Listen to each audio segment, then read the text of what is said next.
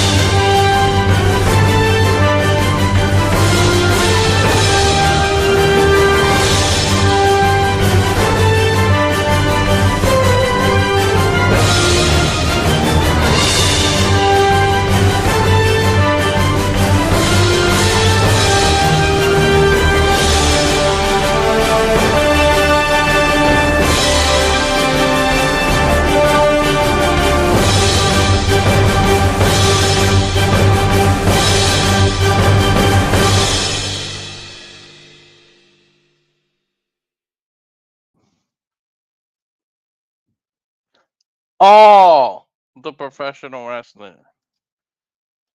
Now, the Walk of Fame may be in Los Angeles, California, but we are here tonight in Las Vegas for not a Walk of Fame, but a Hall of Fame.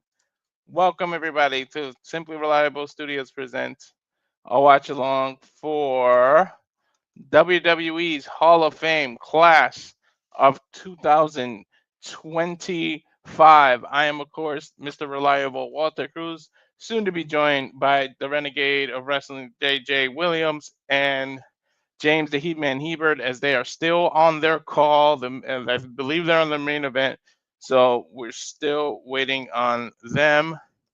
So for now, of course, we're going to share who goes into the WWE 2025 Hall of Fame, which will start at 1 p.m. Eastern here on the East Coast, 10 p.m. on the West Coast. Sorry, Peacock somehow said it started 34 minutes ago. I don't know why it did that. But yes, first up, we have Michelle McCool, who I believe she had a Hall of Fame career, but would she have been in the Hall of Fame this soon if she wasn't Mrs. Mark Calloway? Who knows? That's neither here nor there. We're here at this time, and of course, Undertaker will be inducting Michelle McCool. A lot of people saying that it's because of who her husband is. There we go. Now we got a tag team known as Typhoon Earthquake, which is a natural disaster. Now, it has not been announced who was inducting them. Most people think it seems to be Jimmy Hart would make a lot of sense. Somebody on the last stream said Money Inc. would make sense because they were a big rivalry for them. But we would have to see who's going to do it. Maybe Tugboat just accepts it on his own because he is there. I don't know if he just accepts it. It's only the other one that's Earthquake that's posthumously accepting this. So right now, Peacock is showing backstage interviews. I think Paul's back there with Charlotte. Paul Rosenthal is there with Charlotte, but like I said, there's the natural disasters. Of course, the main event, the legendary COO, not CEO, COO of World Wrestling Entertainment, Paul Triple H Levesque. He is the main event of the Hall of Fame tonight. Of course, being inducted by should be Shawn Michaels, I believe. Yeah, by Triple H, Shawn Michaels. Then we have, for the first time ever, an immortal moment solidified and etched in stone by CM Punk for the Bret Hitman Hart versus Stone Cold Steve Austin, WrestleMania 13, the famous double turn with Stone Cold looking like a bloody mess, bleeding from the forehead and didn't tap out, but he passed out. And then they did the double turn where Bret the Hitman Hart became a heel while Stone Cold Steve Austin became a face. So that's the first match that gets inducted. And of course, Lex Luger, who we know the hell he has been through lately.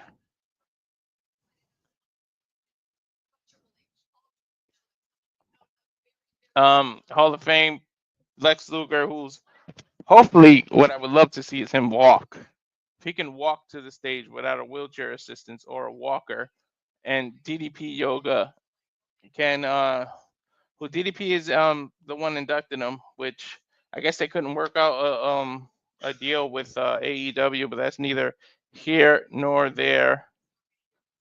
But that is it. That is the Hall of Fame class of 2025. Michelle McCool, the Natural Disasters, Triple H, the match Bret the Hitman Hart versus Stone Cold Steve Austin, and Lex Luger. Let me know in the comments who you guys think. What are you looking more forward to? I'm assuming most people are going to say Triple H.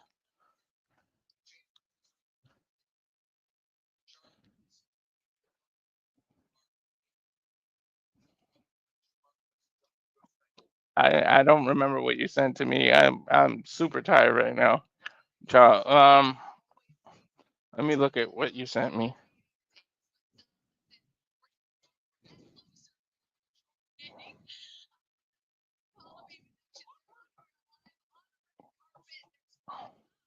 I'm not sure. I don't remember. I did get your DM. I replied something.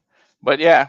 But now Hall of Fame, Peacock, F streaming, F commercial. Noah says, calling me while I'm live on the Hall of Fame. But James Powell, where I can't answer you. The Hall of Fame is live on the YouTube.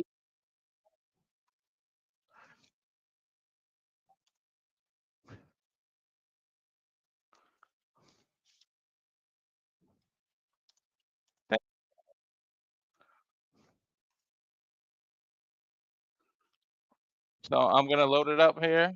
I'm gonna go into YouTube right here to be able to see it. It's on commercials right now. I ran the commercial. Oh, at the same time as Peacock. Yeah, 1 a.m.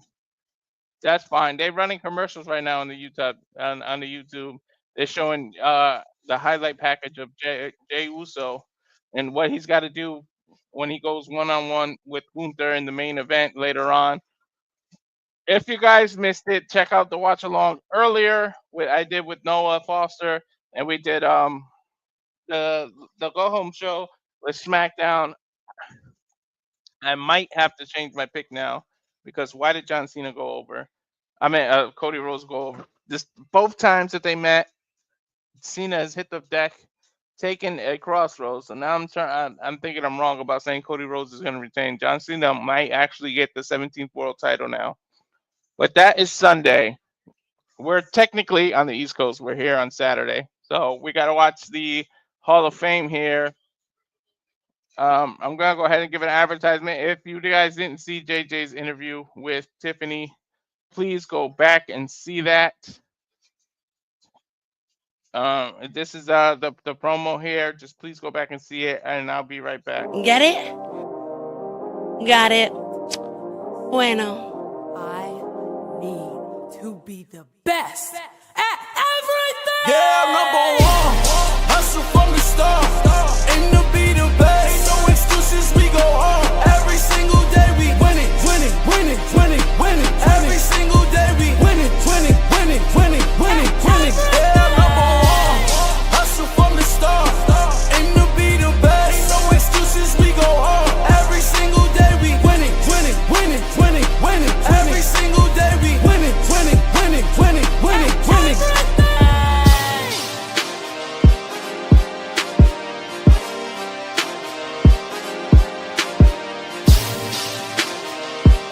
Get it? Got it. Bueno. Yeah, number one.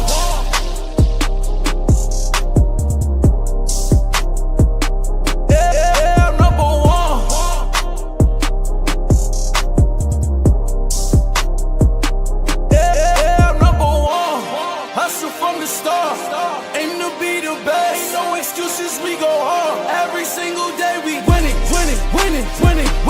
Get it? Got it. Bueno. Thank you, Tiffany, for or thank you, JJ, for making that video and doing that interview. Again, if you guys have not seen it, go back in the archives and go ahead and watch him go into it. So yeah, we got about 20 minutes until the start of Hall of Fame. Like I said, guys, bear with me. I'm just waiting for JJ and James to finish their call. Sorry about that. Trying to set it up. So I have my Peacock going here and the YouTube. Right now, Randy Orton is talking about the Hall of Fame. He's there with his wife.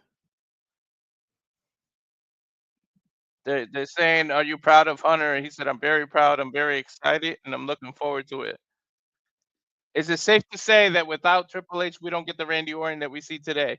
And Randy Orton say, "That's very possibly the case. It would have taken a decade and a half to become who I am now, but because of Triple H, it launched me to where I eventually became who I am now." And Ric Flair. So he gave a shout out to Ric Flair as well. He said, "I see the man right over your shoulder." Triple H is being shown.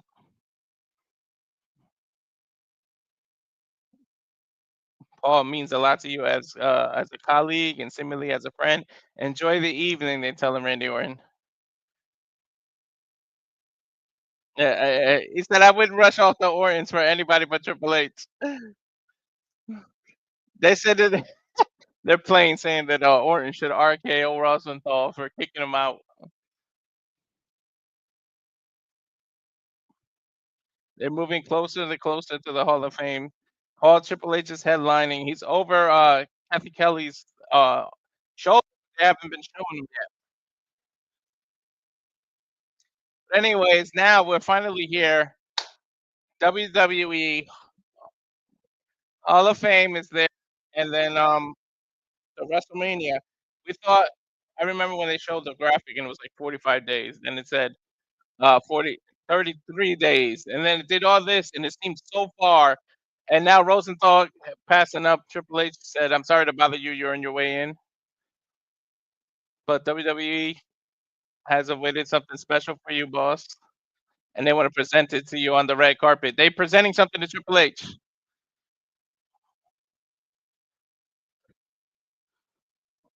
Rosenthal went to go get the gift. They're they're calling everybody over. Stephanie said, "My rest of my family is gathering up." Oh, so they got some kind of surprise. I think it's a statue or something. It's under a red cover. They asked Stephanie, "How excited are you about what's happening with your husband?" "I'm incredibly proud and it's so well deserved. 30 years of a remarkable career. The reason why WWE is where we at, or is right here where we are."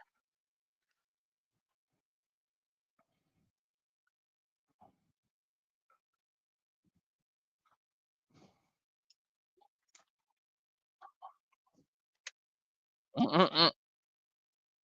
He said, "When you met him, did you know that his mind was different than the boys?" And she said, "I couldn't keep my hands off of him." Triple H saying it's incredible. She talks about his career, the things I've done. She was just as instrumental in the business and in my career and in this company where it is today. The fact that she took a step away for a little bit and coming back doing podcasts and everything is incredible. And he says, "Welcome back, Steph." There's Nick Khan. He's saying hi to everybody. Triple H's daughter is there. They're doing some kind of reveal here.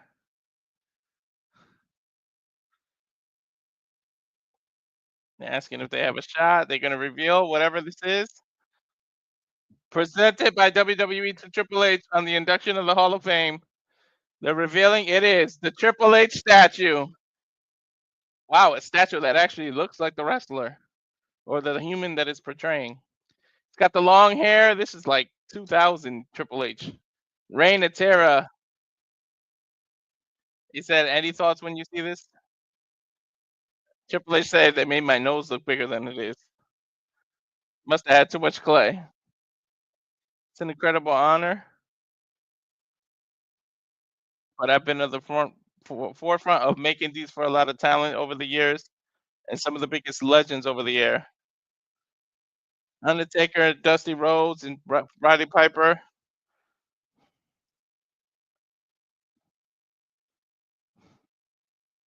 He said, I don't know any bigger honor for what you can do.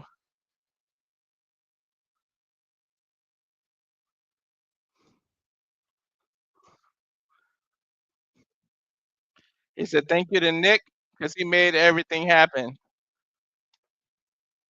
He said he speaks on behalf of the WWE that you deserve it. And they give it back to Jackie.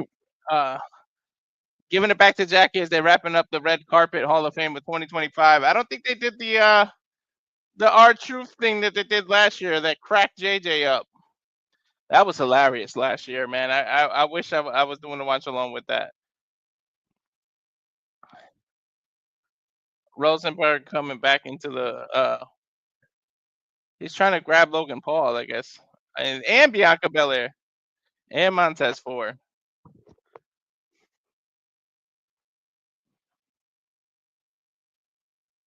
They're saying Logan is occupied. He's asking how he did with the reveal. Wow, look at that family.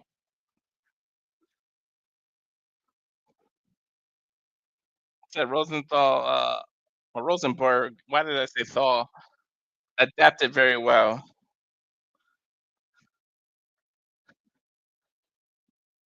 They're trying to bring in either Bianca Belair, Montez Ford, or Logan Paul. There it is, Bianca. The EST comes in the frame. Says you are a fashion queen. You make your own gear. You make your own clothes. I assume you make what you're wearing. She said I did not. And she said it's a compliment because it lets me know, or it lets me know that you think I'm that good if you were gonna ask me if I made it. But she said not this year. You are here with your beautiful husband because you're both beautiful humans, Rosenberg said. Have you gotten used to this yet? That you are one of the it couples that look beautiful at the Hall of Fame. Is it old hat or is it still fun? Bianca says it's still fun, and it's one of their love languages that they dress a lot alike. She said we're just in love and having fun together, and if it makes us the it couple, then that's a plus. We're not trying to be that, but we love dressing up a lot. We love matching and coordinating. I want to see Montez Ford now because when he comes in, I want to see how much he coordinates. She's wearing like a silver dress with black, looking good as only she can. And Montez Ford is making the entrance, taking the sweet time, and there he goes. Yep, the bling bling shirt.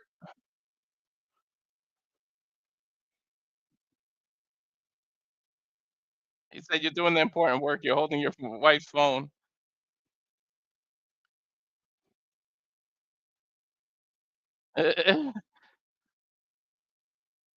Most importantly, holding it down.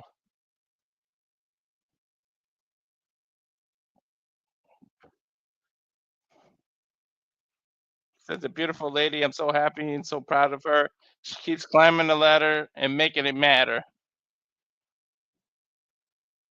Did you see the viral clip of Shannon Sharp's late night show with Cassius standing over your wife? He said, "Hey, everybody can look at the menu, but I'm the only one that knows what it tastes like." And on that note, they tried to take it away.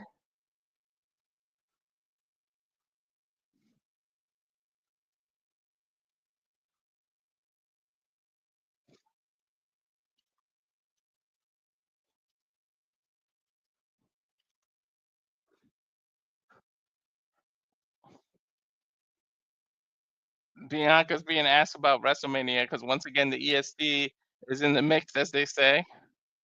What have you learned over the years of being part of these big moments? And what do you appreciate about these moments? Bianca says it never gets old. Our roster is so amazing. I'm on WrestleMania representing the titles, representing our division. I'm so excited for our match, and I'm been able to be undefeated and having a lot of success at WrestleMania. And my goal is to go 5-0. And yeah, Charles, it's a Becky shirt. It's one thing to have a match with Io, and another thing to have it against Rio, but it's a whole another ball game to have it with both of them. It's gonna be hard. It's gonna be tough, but I'm the toughest. It's gonna be rough, but I'm the roughest. Bianca says. I'm gonna use all my frustration of everything I've been through and use it at WrestleMania. Tonight's about legacy. They're asking. You're certainly on your way to building a heck of a legacy. Congratulations for what you've done so far, and I can't wait to see what I can't wait to see what you do tonight. And that's it. I think they're gonna switch over. We got about 7 minutes.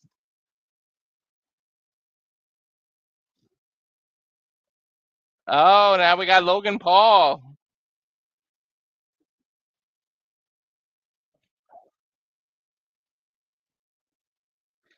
Logan Paul going one-on-one with AJ Styles. Talking to Byron Saxton. He said he feels good. He's humbled, good looking, little hot, but I feel good. You feel hydrated? I feel so hydrated. I've been drinking Prime all day. Mhm. What does the Hall of Fame mean to Logan Paul? The ceremony. The fact that this is my third or fourth year of wrestling, a- and I'm already being inducted into the Hall of Fame is one of the greatest accomplishments. Byron's looking at him like, "What are you talking about? You're not inducted."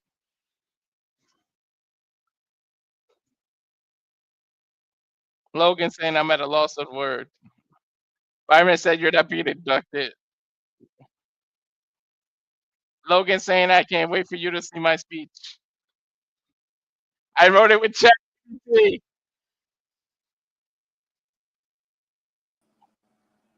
All right. Hey, Okay, here you James. go.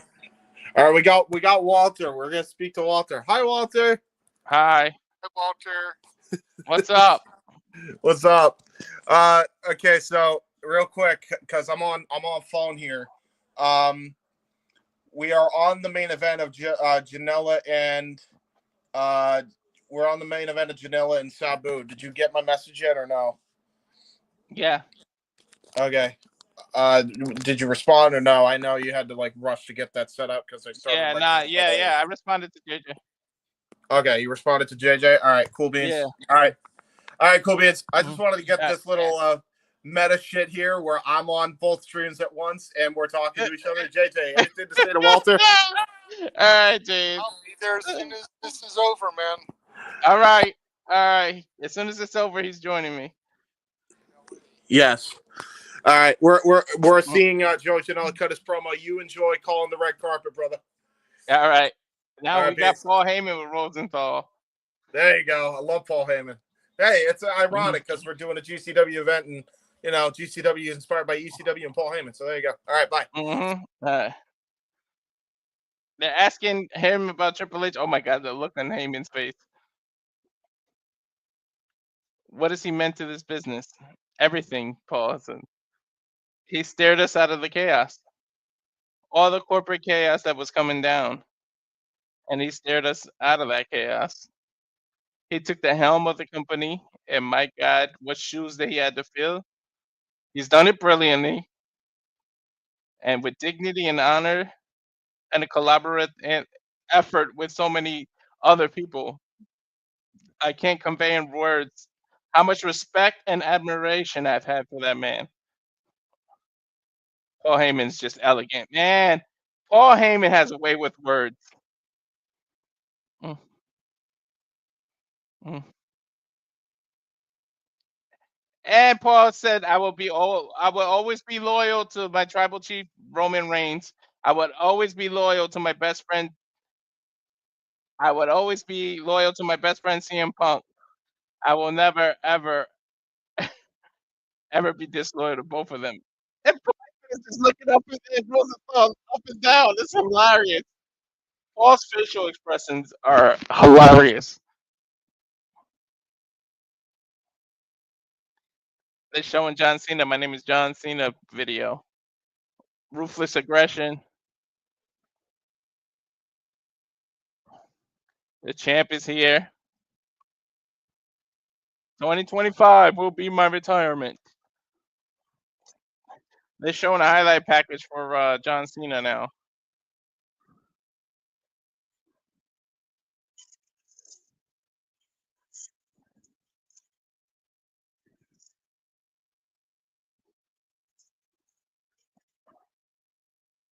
They're going into it. The whole thing. Cody Rhodes, if you're my champion, that whole packet.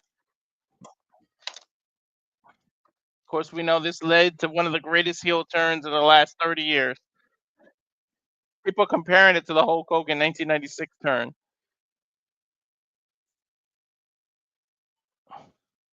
Cena with that look, man, when The Rock did the. And what that too means, somebody else has got to join, right? Is that what that means?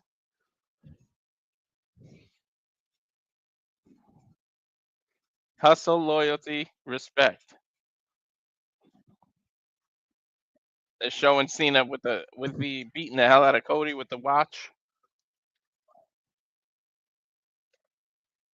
What is best for business is that main event, WrestleMania. I like how they did that. They took the "you can't" off the back of his shirt, and now it says "you see me."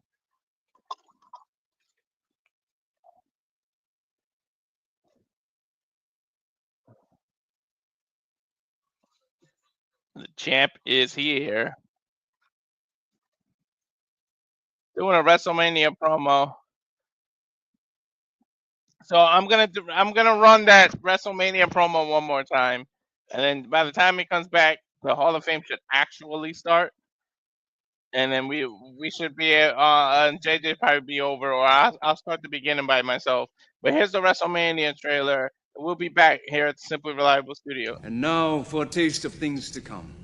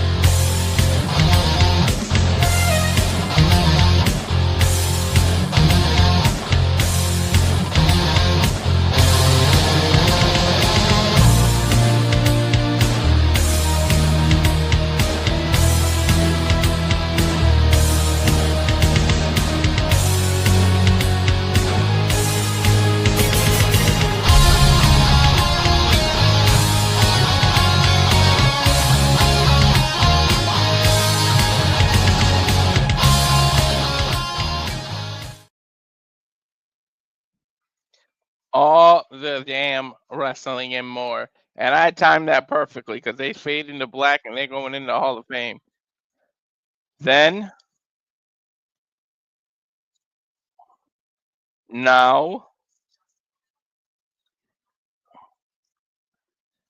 forever.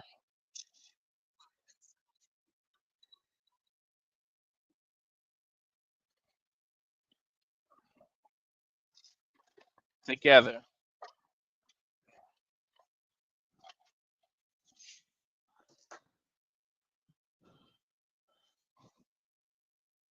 The biggest stars.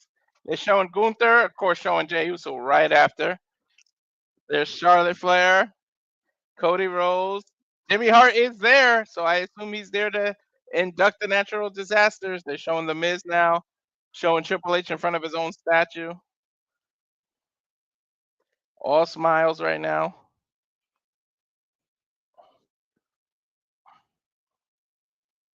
They're going into a promo showing Rey Mysterio putting his ring on, Roddy Piper, Stone Cold, Mae Young, Kurt Angle, Mickey James. Oh, sorry, Trish Stratus, Undertaker, Shawn Michaels, Says it takes passion.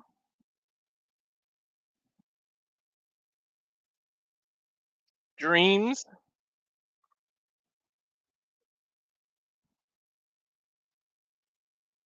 Fearlessness. Excellence.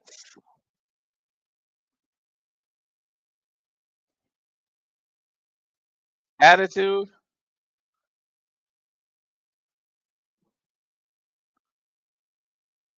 Bad times don't last, but bad guys do. They should celebrate on Ramon's the end of his speech greatness, showing Andre the Giant, Ric Flair, Stone Cold, Taker again. Tonight, it's all about the game and how they played it. Nice play of words. There's Lex Luger, Stone Cold, and Bret Hart. Said you got to quit to end the match, and they're showing the blood. Immortal moment. Showing Lex Luger body slamming at that time the 550-pound Yokozuna. Now showing some highlights of Michelle McCool. Can't show too many of those, huh? Because there's not enough. I'm good, Matt. How are you? I'm soloing it, man. If anything deserves to get me some subscribers or some views, is now that I'm doing this solo. They're showing some highlights of natural disasters now. And there's Triple H, who came in as the Greenwich blue blood. Hunter Hearst Helmsley. Then he became Triple H, and then they started revealing his real name when he became COO, Paul Levesque. I did too, legit. Only thing, I don't know why they're doing YouTube and Peacock. And the YouTube feed is ahead of Peacock.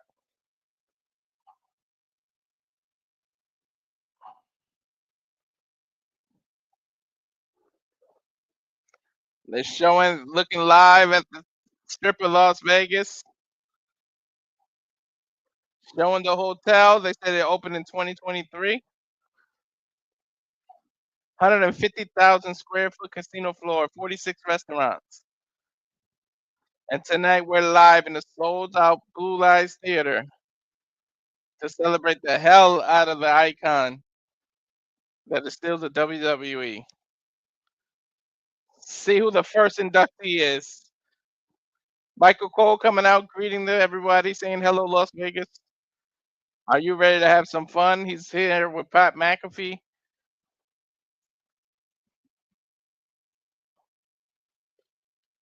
Welcome to the 2025 Hall of Fame induction ceremony. Get a shot of Cody doing some dancing. Look at Cody's family. Definitely invited to the cookout. All the WWE fans who have sold out this place.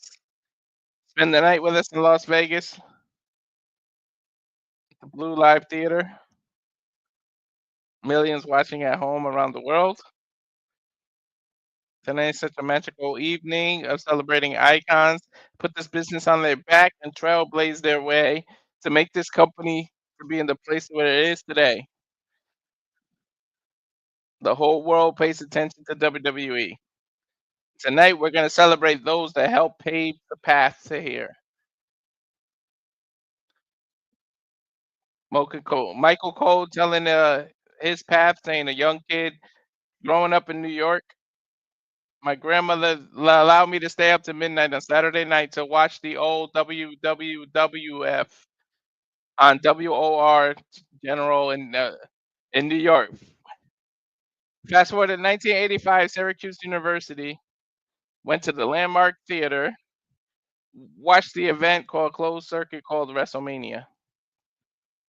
12 years later, 1997, I began my now 28-year journey here in WWE. Dude, Michael Cole deserves his own Hall of Fame. I've done just about everything, even had a match. But the biggest thrill of my entire career has been able to sit behind that desk and provide the soundtrack to your great moments and matches throughout your career. And I'm honored and humbled to be able to do that. From the Booker T's to the world.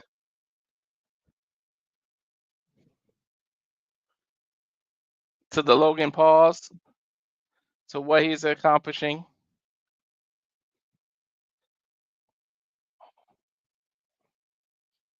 To Tiffany Stratton. To the world champion Gunther.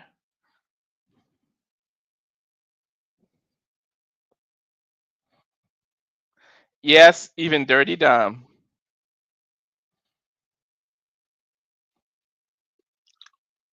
But when Pat and I got a call 2 weeks to host the ceremony for the very first time, they jumped at the chance. And tonight is by far the biggest honor of his entire career. So we're among legends that built this stuff. Much like your story, I went down to the neighbor TV who had a black box and we stole the pay-per-views. That's hilarious that he admits that. Tonight we enshrine some goats that will live on forever. Let's start with the first inductee. Here we go. A two-time WCW World Heavyweight Champion. He actually tied one time in the win at the Royal Rumble, so they're going to start with Lex Luger. In a nutshell, he's the total package. So here we go.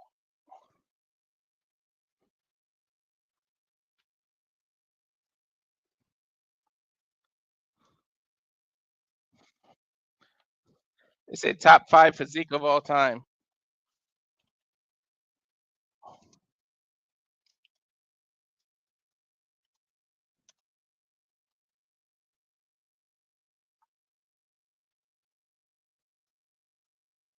Said he had all the tools. It's definitely the total package.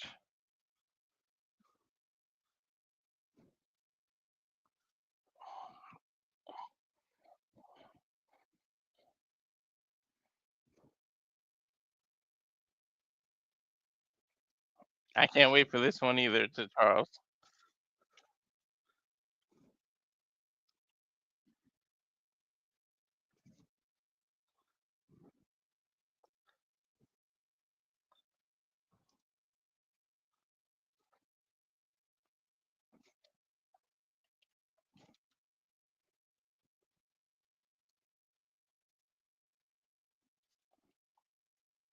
The greatest specimen working on Earth. I miss when Bobby Heenan used to do that stuff, man.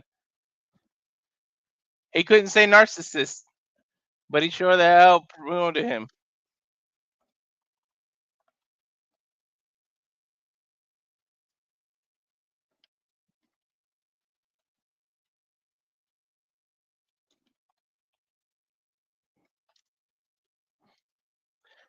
Seth Rollins saying he remembers the lesson press. That's what I'm waiting for, Charles, right there. For Lex to be able to walk. That's what I'm hoping.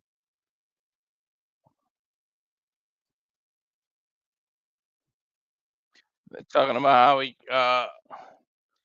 confronting Yokozuna that nobody can slam. And Lex Luger slammed him on one of the warships. Lex Luger was America that day.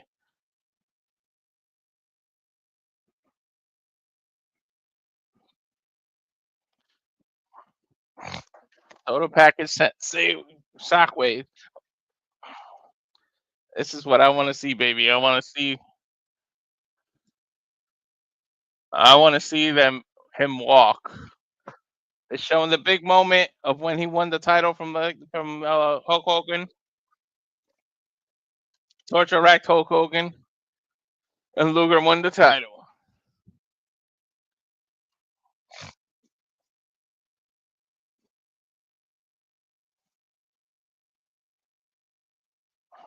Sean saying Lex has covered every aspect.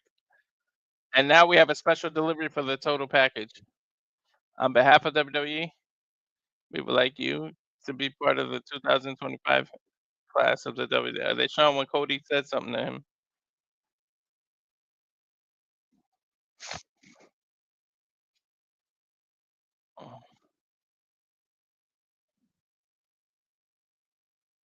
I hugged it out. Now, ladies and gentlemen, now here to induct him is a 3-time WCW World Champion, a man who has changed countless lives with his DDP yoga, including Lex Luger's life.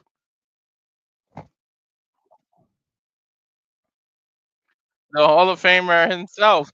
It's me, yo, it's DDP.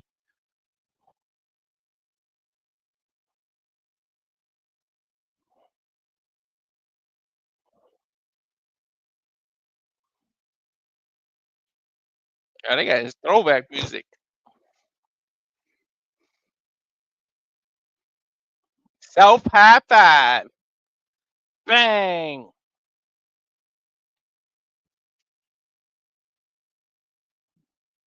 Good evening, everyone.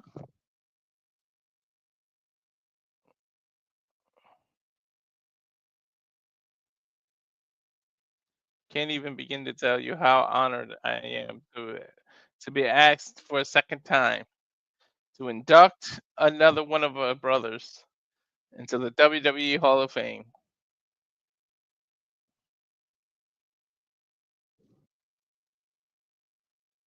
So we're not just here to celebrate the impact that Lex Luger had in our business, because that alone will be enough. Tonight, they're there to honor a transformation, a rebirth.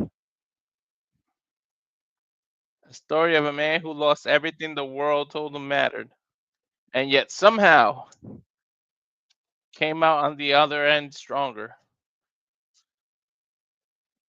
When Loris Fove came into this world, so that's his real name, God gave him every gift in the book.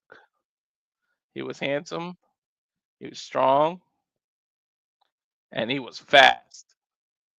270 pounds, Lex was running a 4.640. Whether it was on the grid iron with the Miami Hurricanes or in the pros in the CFL, USFL, or in the NFL, Lex has always been regarded. That's what I'm thinking, Charles. What theme is he gonna come out? The WCW one or the WWE? Said 1985, you know Lex Luger was gonna be money. 1987, he joined forces with the legendary Four Horsemen, Arn Anderson, Tony Blanchard, and the Nature Boy, Ric Flair. From the NWA to WCW to WWE, Lex carved out a legacy as the narcissist. Lex never saw a mirror he didn't like. Wasn't just looks. I think I see Kevin Owens in the crowd after neck surgery being able to make it still.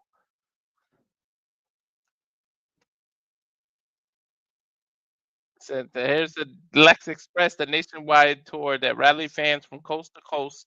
And Lex was getting better known than burnt toast. Whatever that means. He ended up in the USS Intrepid where Lex snatched the big guy and slammed him in the middle. Fast forward. 1995. Bald America. The night that would change the world for professional wrestling ever.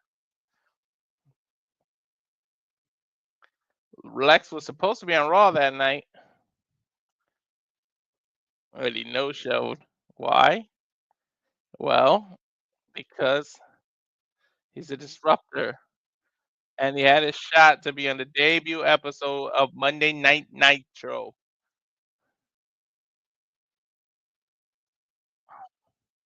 And that was the first shot fired.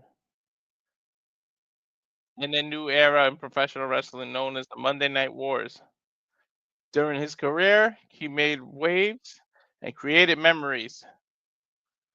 But for all the legends he faced in the ring, nothing compared to the battle he faced outside of it. In the 90s, they lived like rock stars. It was a lifestyle that could chew you up and spit you out. For Lex, it nearly destroyed him. Very true. We know that story. The Lord giveth, the Lord taketh away. Crazy as it sounds, DDP was there that fateful night that Lex became a quadriplegic. I haven't seen Lex in over 5 years, but on that night, God put him in that room. I have no idea my buddy was completely paralyzed. I helped the EMT put him on the gurney. Les had lost his physical gifts from God. The story that's more far-fetched than any wrestling angle. The amazing thing is, if you ever get a chance to talk to Lex about it, he'll tell you it's not a tragedy. Lex realized that the real strength isn't something you show in the spotlight. Real strength is something you build in the shadows. Lex didn't just survive that fall. He let go of his ego and surrendered to something much bigger. He found purpose in pain. He chose faith over fear, hope over despair, conviction over regret. Lex realized in a world that can often seem so defiant, if we could just focus on building each other up instead of tearing each other down, our impact will echo far beyond their time. Getting a round of applause now. If anything, it shows us that even in our darkest hour, there is always hope. So let tonight stand as proof that there is always hope. Tonight, we honor the legend of Lex Luger. But more importantly, we celebrate the man that Loris Fold has become. Tonight, I present to you the very first inductee into the class of 2025 WWE Hall of Fame. One of the most humbled human beings I've ever known. My friend, he is my mentor. He is the prodigal son. Ladies and gentlemen, please welcome WWE Hall of Famer Lex Luger. Let's see what theme he comes out to.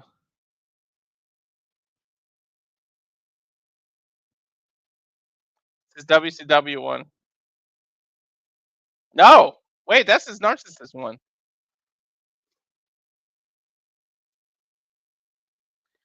No, this is WWE one in '95. He stood up. He stood up out of the wheelchair.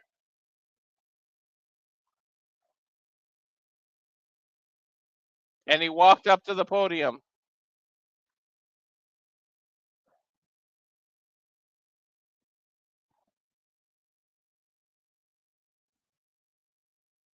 Now, the best part is Lex said, please be seated.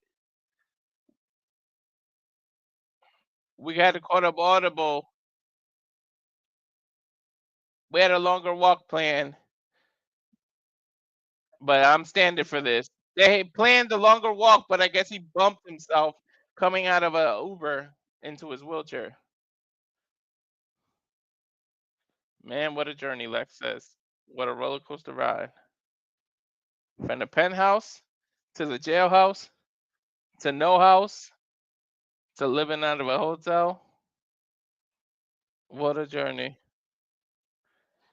If you had asked me 20 years ago, would I be standing on this stage in the WWE Hall of Fame, I would have said, you're out of your mind. I thought I was toxic. I was radioactive.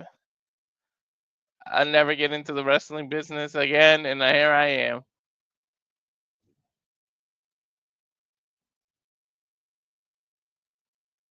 Amazing grace, how sweet the sound that saved a wretch like me. I was once lost, but now I found. Blind, but now I see.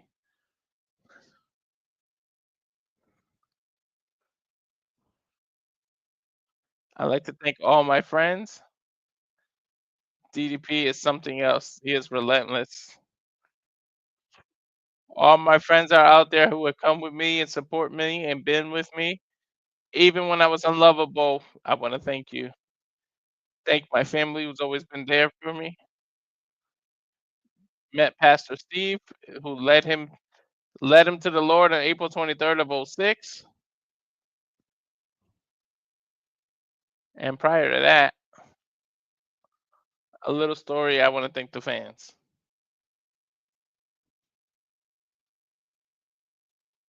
When I got out of jail for the last time, Pastor Steve always pulled into the Walmart parking lot, asked if I could come in. He said, "No, I'm good." Time after time he asked, he said, "Hey Lex, how come you won't come into Walmart with me?"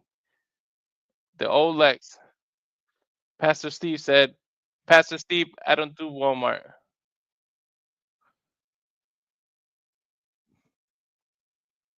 Finally, I went in. I was a guy who wrestled, but didn't grow up wrestling. I didn't get the fans. I thought y'all was out of your minds. Thought y'all was crazy. I didn't get it. But I finally walked in that Walmart for the first time in my life. He said it was a time when he felt unlovable in his life. He was living out of his hotel. He was doing his community service, living out of dog cages and cat cages, or cleaning out dog and cat cages. He said, I pretty much gave up hope. And you, the fans, in that Walmart finally said, well, come in. The love and commotion that the fans showed me in that Walmart was absolutely amazing. Gave me hope. It gave me a light.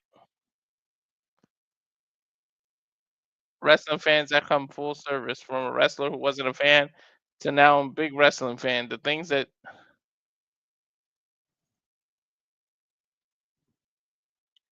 this generation that you can do is absolutely mind-boggling.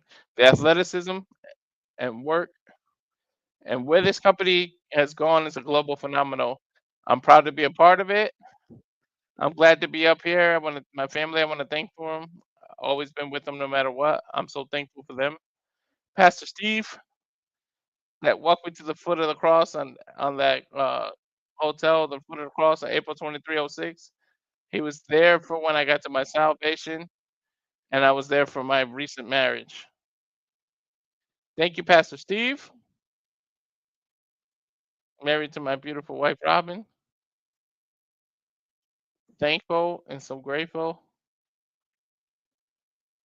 And most of all, I talked a bit about Cody when he dropped the bombshell at DDP's house. My mom was very low key about my wrestling career. And every year she says she got the joy of taking care of her. She said, my mom used to say, "You think they're ever gonna put you in that Hall of Fame?" And she said, "Maybe one day." He said, "Mom, I hope God is giving you a view because we made it, Mom, and I'll see you there. We could celebrate when I get there and be happy." And he's thankful, and now he's getting back in the wheelchair and taking off.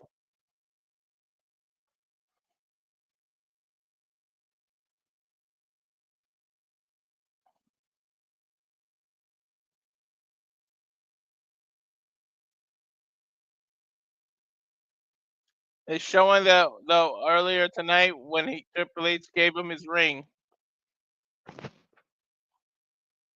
He gave Lex that ring. I did too, man.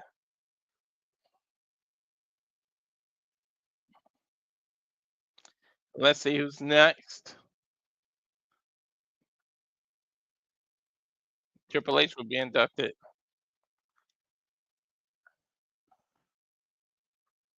It's an absolute legend. Goes by a bunch of nicknames. Terrorizing. Pat McAfee bringing terrorizing.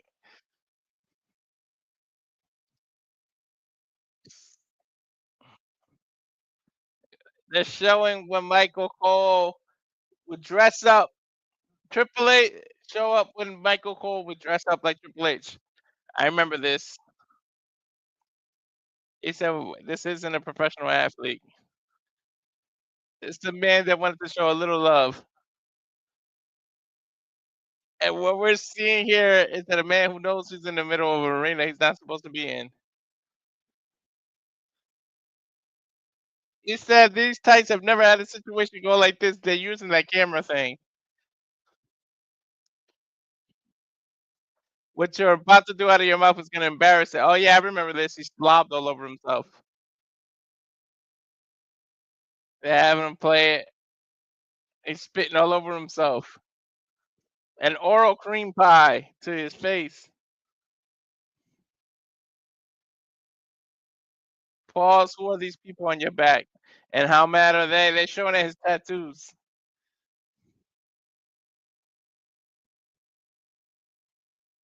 He said those are his kids on the back. He said you look like an asshole.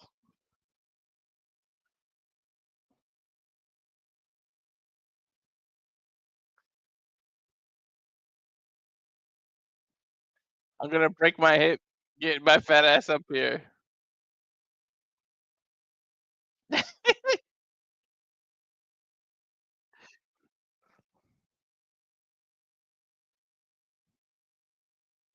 He says baby chicken, baby tights. He would go over the squirt all over his face.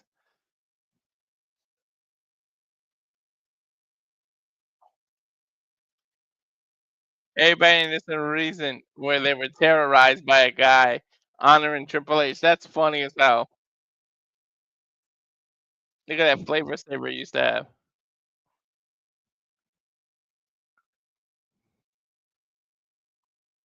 Anyways, we love to play tribute to Triple H because he's a legend.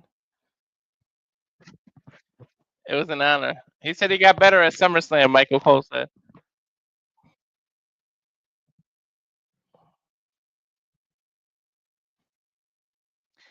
We can't wait to celebrate Triple H.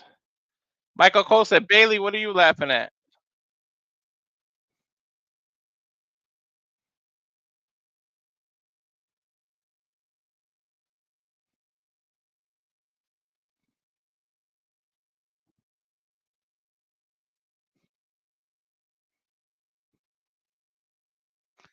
Tonight we're gonna honor the people that pay the way for us in this genre that we all work in. An incredible mark on everyone in this business. The Legacy Award is next.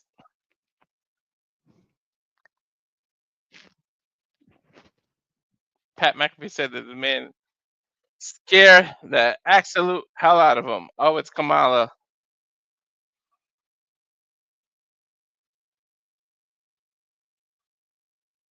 6'7", 400 pounds. I didn't know Kamala was that big.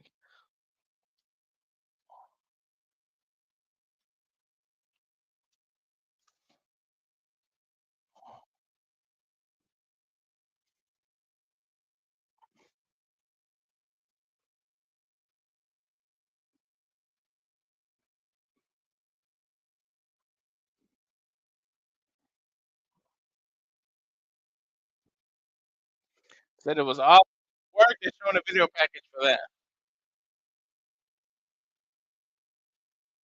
I do remember the Ugandan giant. I just didn't know he was 6'7".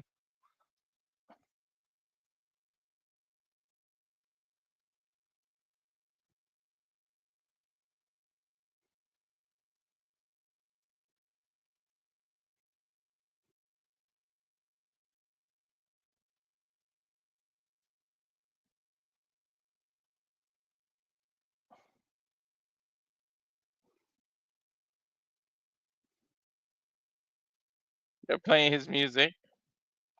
They have Jean Harris, who's Kamala's wife. She's standing up, getting a standing ovation. Rest in peace, Kamala.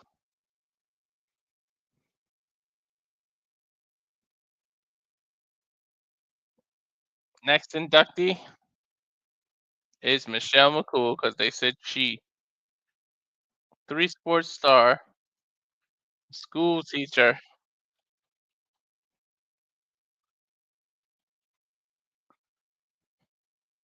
First ever Divas champion. Man, they talked about all the Diva stuff and they showed the Garcias.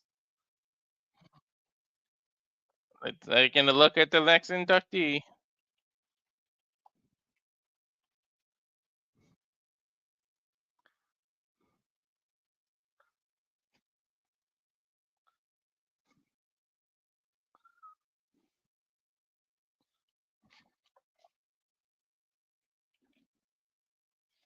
They're showing when they got her on ESPN.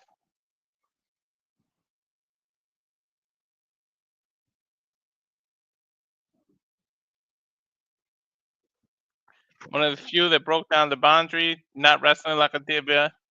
She was athletic, strong. I remember she used the Styles Clash.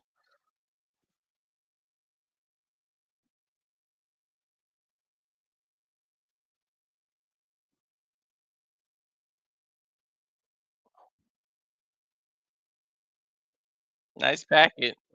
How are they gonna exaggerate this packet? Because it has that long of a career.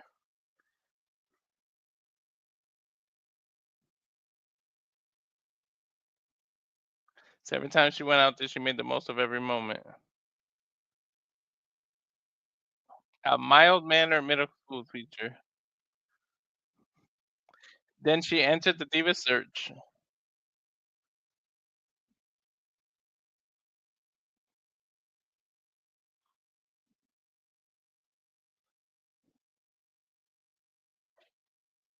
So Michelle went from hitting the books to hitting the ropes. It wasn't long before the former teacher was schooling opponents.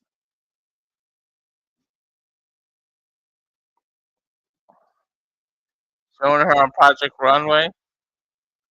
She was on Are You Smarter Than a Fifth Grader?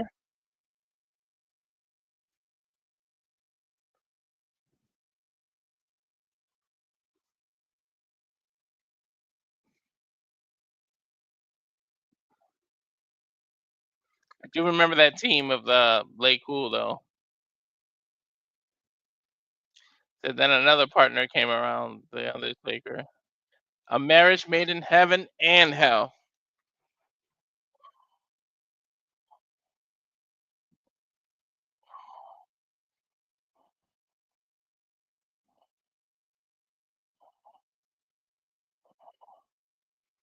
And they said, isn't it appropriate that she's become a teacher again because she's in LFG? Women's era to women's evolution.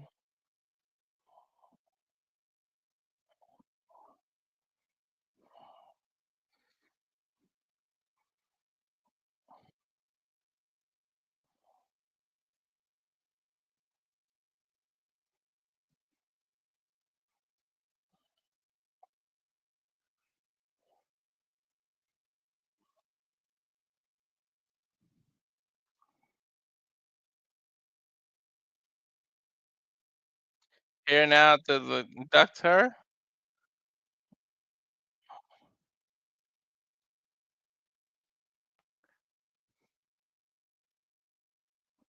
Her husband, the Undertaker.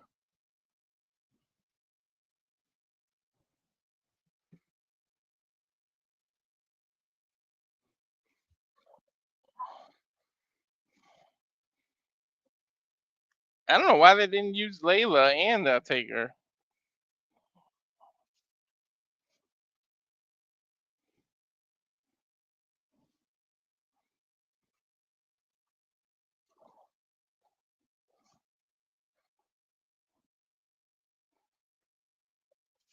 One of the greatest themes ever. Instrumental themes. Gave you goosebumps, man.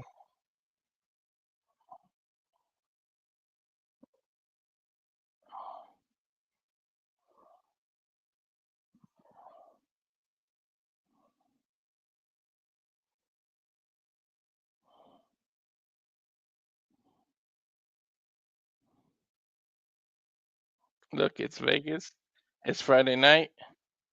I'm here for a good time, not a long time. Thank you. It's always nice to be back in front of the WWE universe. Mm. But tonight I'm not here as the Phenom. I'm not here as the Dead Man.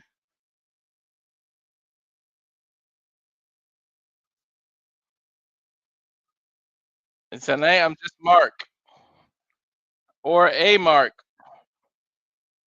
Uh, I'm a husband and a father and a man who gets to honor one of the greatest people that I've ever known in life and in this business. Michelle didn't walk into the WWE with the famous last name or a promise. She came here with the working boots on and something to prove. She didn't ask for anything, but she went out and earned everything.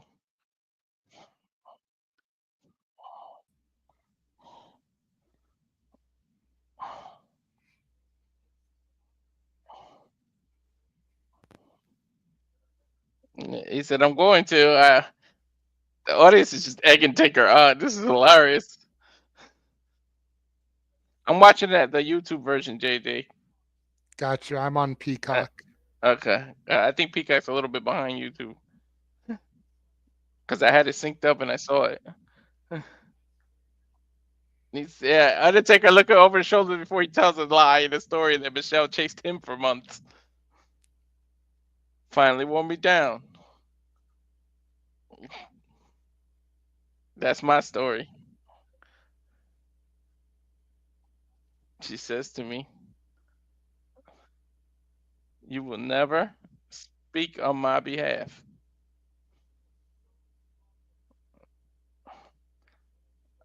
I'm like, okay. And she meant it. And I have to admit, I was taken back. So not knowing what to say, I clap back. But when I do speak, you better listen. Woo! Undertaker's lying through the skin of his teeth, dude. He did not say any of that. So he said it was 3 months before I could eat solid food again.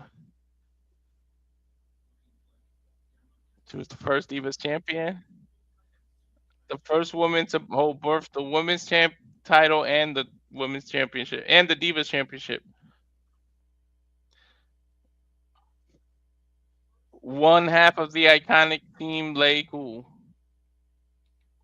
All right, Taker, you exaggerating a little. I don't know about iconic. Fearless to be heard. And let's be honest, they made being Mean Girls. They made that cool too.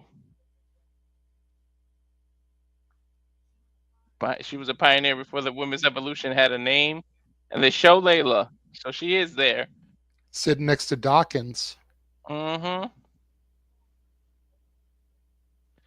She flipped it on him every time she stepped between those ropes. Most amazing thing about Michelle, it's not the titles, it's not the camo gear, the Uggs,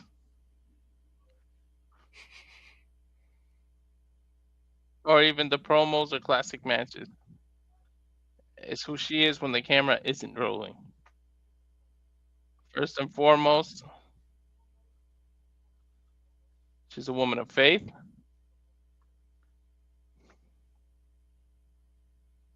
She's a mother who leads with love. She's the strongest person in the family, and he says that without a hint of hesitation.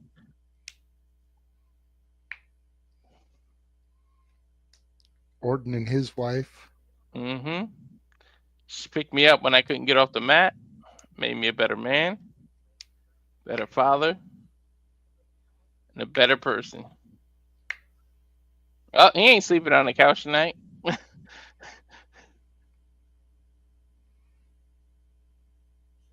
Michelle stepped away, still at the top of her game to be something even more important, a mother.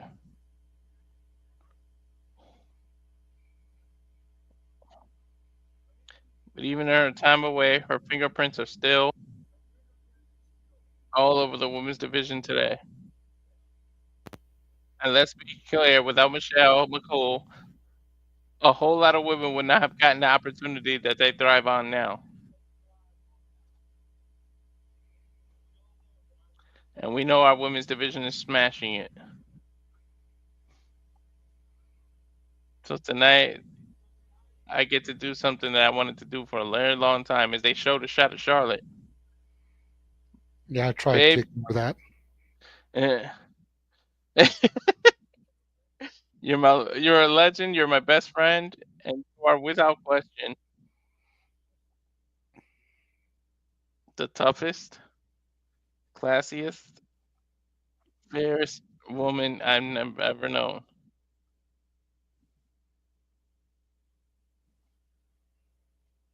Ah, they got Jade next to Tiffany Stratton. Yeah. Welcome to Pride of Palaco, Florida. My wife and your newest member of the WWE Hall of Fame, Michelle McCool.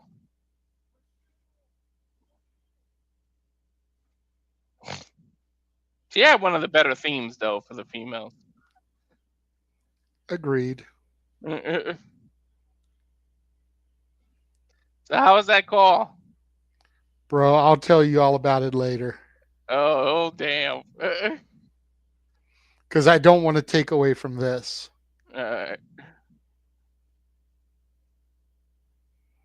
Who went in first? Natural disasters? Nope, Lex Luger.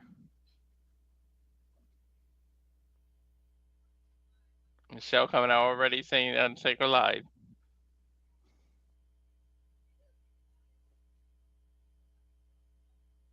That is wild.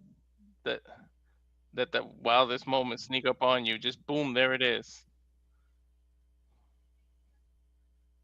Takes her back to one particular moment. 2004.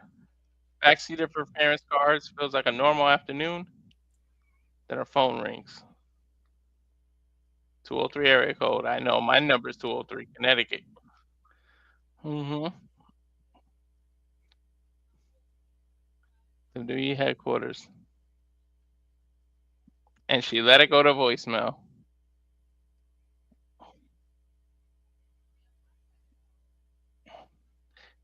Instantly, I had a flashback to a diva search application I filled out and threw in the trash. I was scared of failing, not of the work. Wrestling was sacred in my house, not entertainment. Bonding with her dad, yelling at the TV on Monday nights. Wrestling was serious business.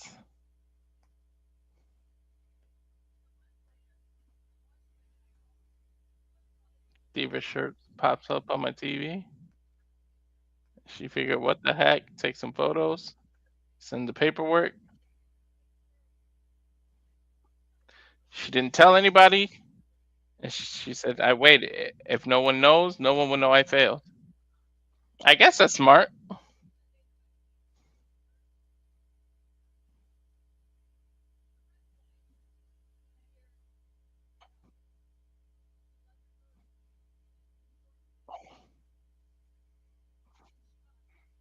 You heard the voicemail.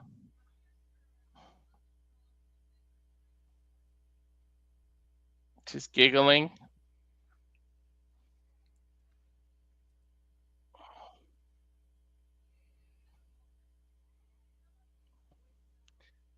Somewhere between the voicemail, the disbelief, something clicked. She realized something was clicked, and she realized something was about to change. What if she's enough?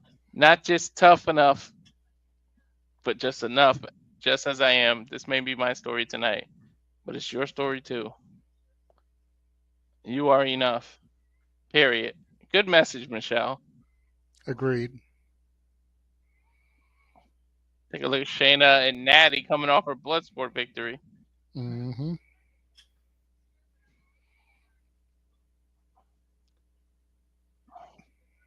Flawless finishes. Thanksgiving 1985.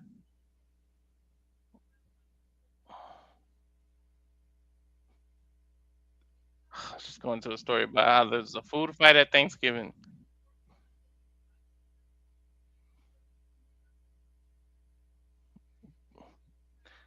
Gets slapped by a dinner roll in the face. Chaos erupts. Court is in session. And Michelle got blamed.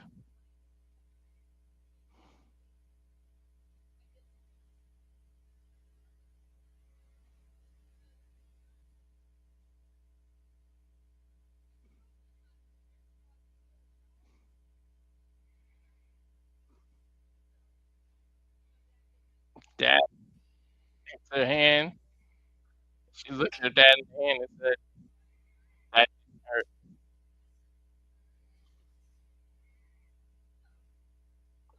Popped her again. And she said, "That didn't hurt."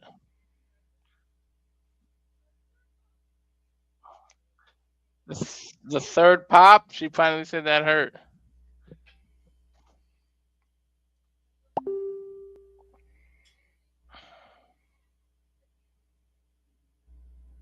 She said, stayed with her. It showed that grit doesn't mean the pain. You show up even when it hurts. And that grit carried her to every arena she walked into, night after night, match after match. She earned her place all over again. The titles don't come with scars. And those scars prove you fought. And they prove you didn't quit. There you go. Nice. Life can never limit your fight. That's true. That point is up to you.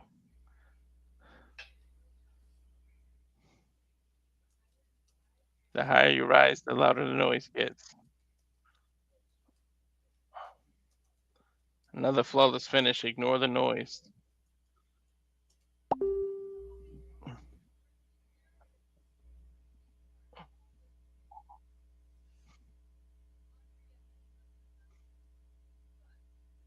She loves a good fight. Like who? Versus Natalia.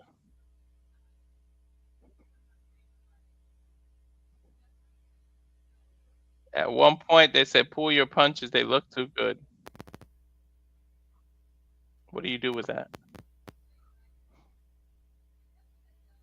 Kept my head down, remained quiet and confident, and worked harder than before. And eventually, we got awarded with the first ever women's champion tables match. How you gonna tell somebody to pull their punches because they look too good? And if she was told by Vince, your son throws the worst punches there are in wrestling history.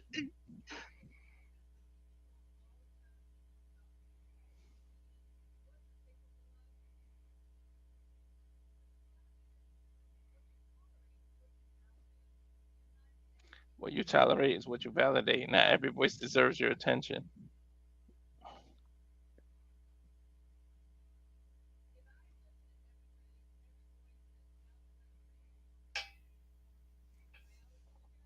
It's weird seeing Linda in the crowd.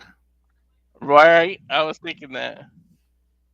Almost makes you wonder if Shane or Vince is there backstage. Mm-hmm. You know, just choosing to not be on camera. Vince always hated being on camera at these things anyway. Mm-hmm.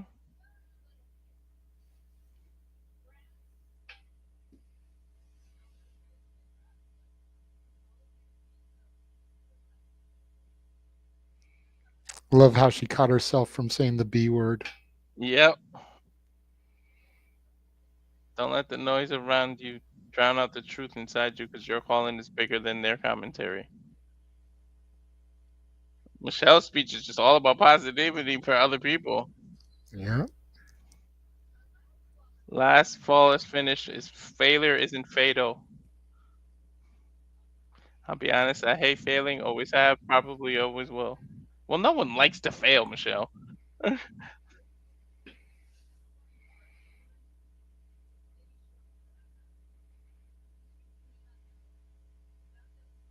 She's saying that she deals with severe liver and kidney disease for 25 years. Getting choked up now.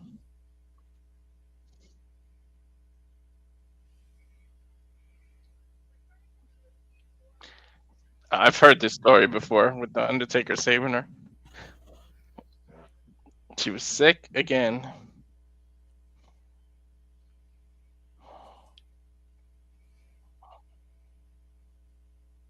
By the time I land at the airport, my parents are waiting. We go straight to the hospital, and I'm admitted.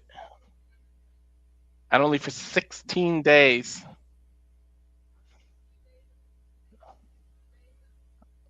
"16 days of hallucinations. No one know going. Thanks to hallucinations, I wasn't alone. Tori Wilson was on ceiling tiles. Martin Hardy's head was mounted on things. Big Show. John Cena was guarding the parking lot. Chavo was fighting everybody.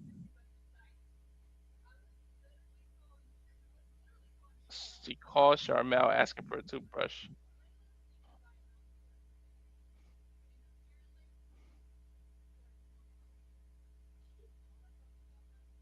She said, according to her mom, all she talked about that whole time, nonstop, was Undertaker.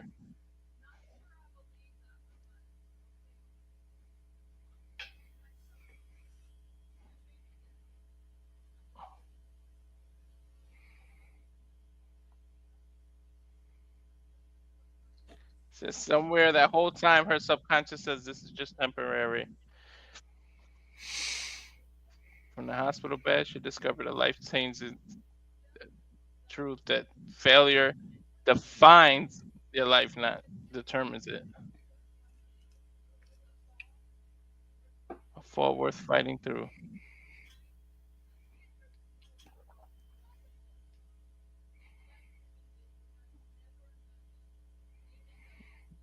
Michelle saying she never would imagine being inducted into the Hall of Fame. I don't think a lot of fans would either.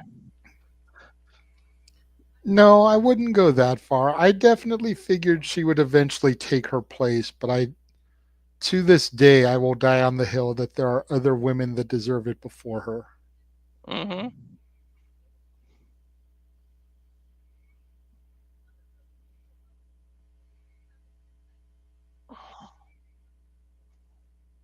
Standing at war zones on tribute to the tours.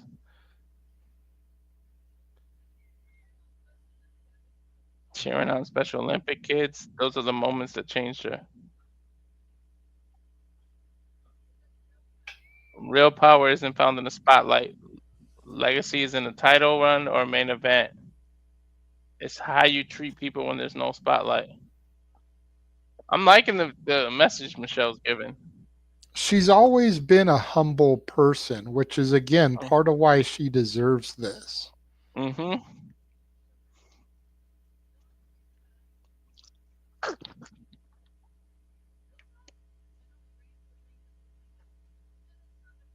Doing a joke that she ran to the ring because they only gave the Divas 3 or 4 minute matches.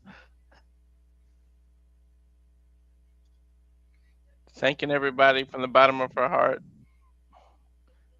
Got to live out her dream. Shouts out to Tori Wilson, who's sitting next to Shinsuke. She told Charmel that she got her back in the Philippines mall. That must be an inside joke. Or something must have happened in the Philippines. Shouts out Natty and Fit Philly.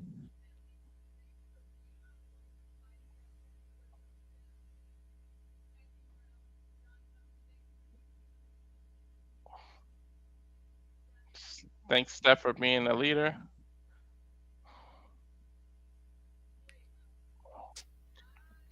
Shouting out Layla, my flawless British bestie.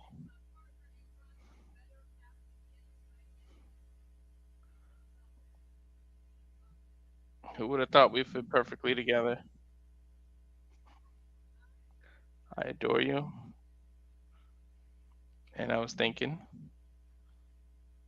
we can always rewind, run it back one more time. Hey, now that there's women's tag titles as opposed to when they were around, I would not mind a Lay Cool title run. No need to split the titles now.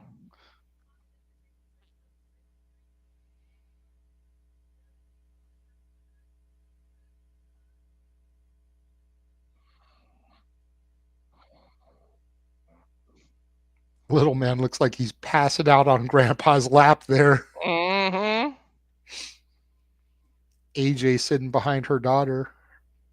Yeah. Chomping on gum. Talking to all her kids. That kid is tired. Dude, it's like 11 o'clock here on the West Coast. It's way past his bedtime. And with all the excitement of WrestleMania week, I bet you he didn't take his midday nap like he should have. Yeah.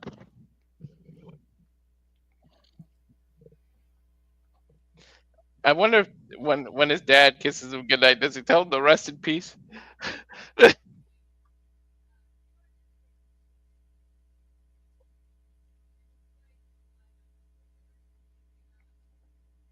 Colin Taker out on his lies from earlier.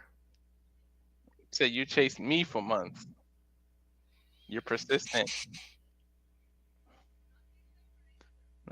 Not taking no for an answer. More impressive that you got me in and say yes.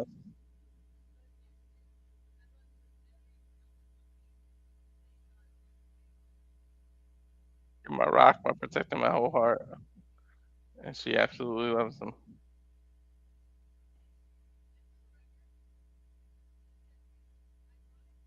My theme song says, "You're not enough for me. I came to love me."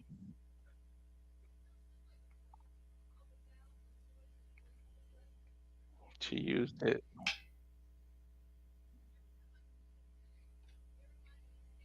Her music reminds her to stand tall, fight harder. Not for me, but for everybody who's been told they weren't enough.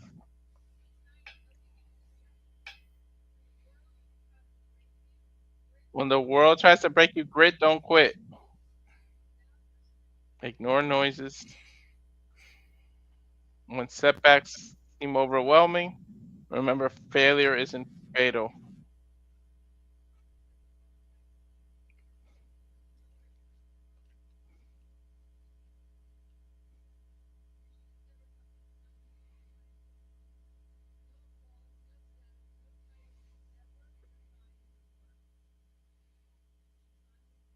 She finally believed she was enough.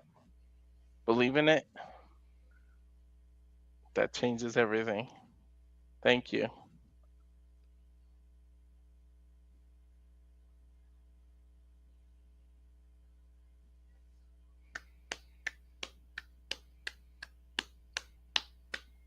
Hey, Mick Foley's there.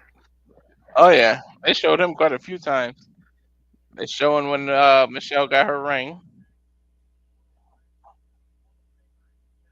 Triple H got presented with a damn statue earlier.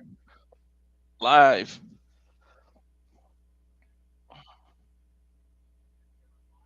Back to the host, Pat McAfee, Michael Cole.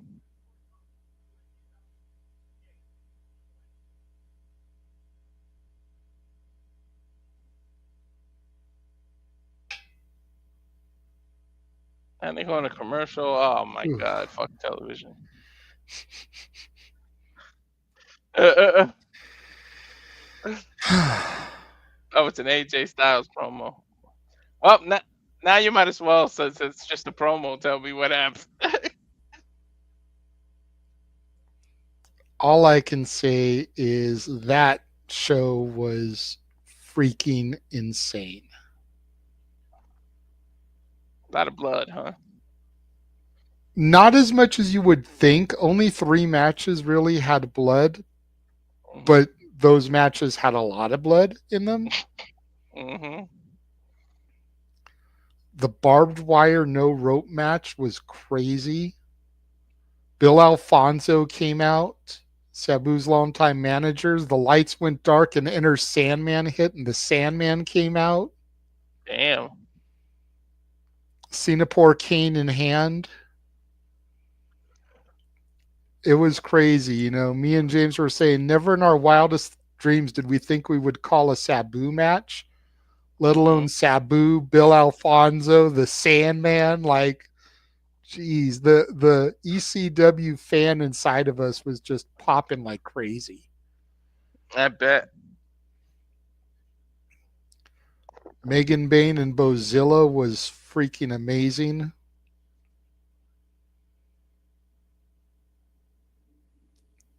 You're just going to have to go back and watch it at some point, probably Monday or so, once all this chaos is over. It's on Triller, right? Yeah.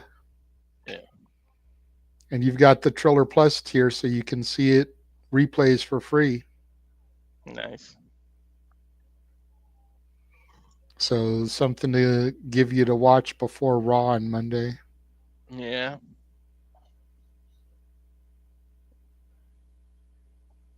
I thought we were giving a whole WrestleMania promo. It's literally just Logan and AJ. Yeah, it's a little video package hyping up their match.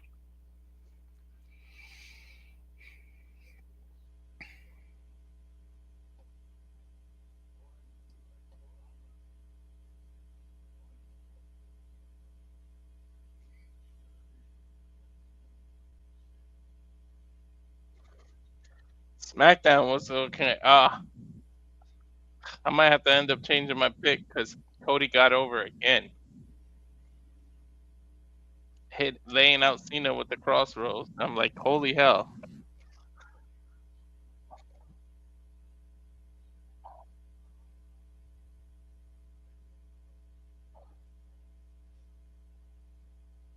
Yeah, I wouldn't mind it either. A late cool reunion.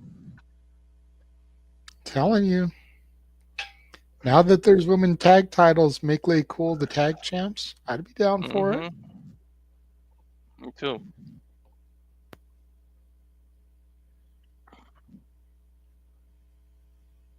AJ Styles and Logan Paul.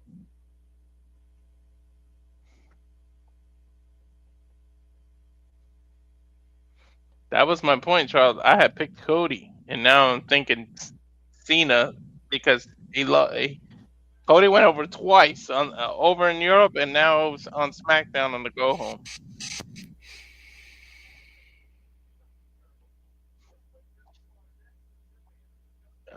Legacy.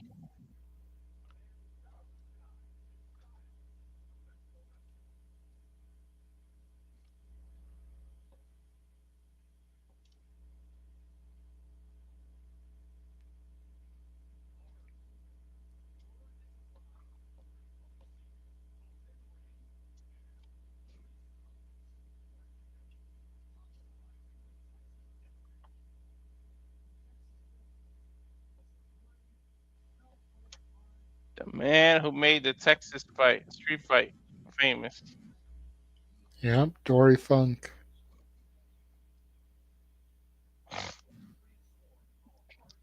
So they went from an inductee to a legacy to inductee to legacy. I guess that's the pattern.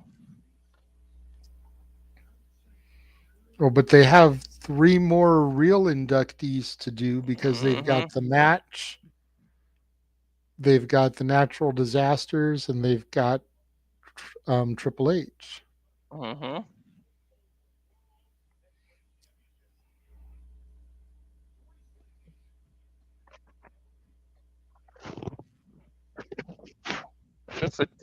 Good for Dory though. He gets to join his sons. That name Funk, synonymous with hardcore, man. If it wasn't for the Funks, we would never have gotten ECW. We would never have gotten Mick Foley. We never.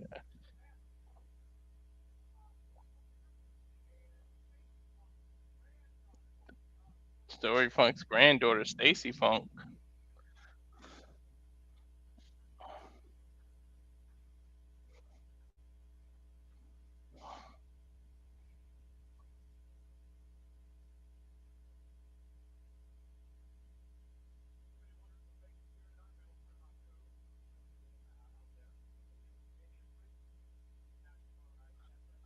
Becky Lynch is here, Pat said. Of course, she's with her husband. Haven't seen Becky for a while, but you notice they don't turn the camera on her either. No, they did earlier.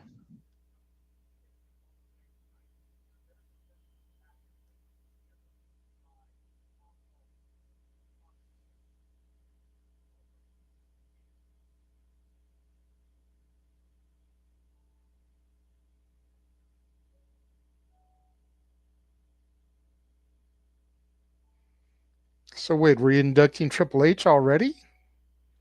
Yeah, why are What they? about the others? Why are they showing the Triple H? Oh wait, are the others not being televised? I don't know. That would kind of suck. Yeah. The natural disasters deserve their shine. So does that match.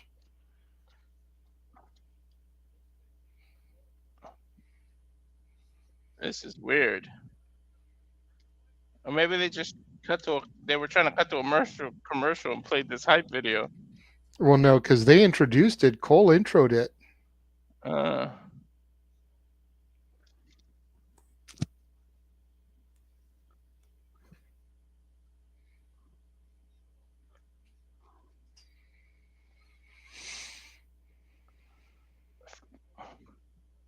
Footage of Triple H on the indie circuit in training.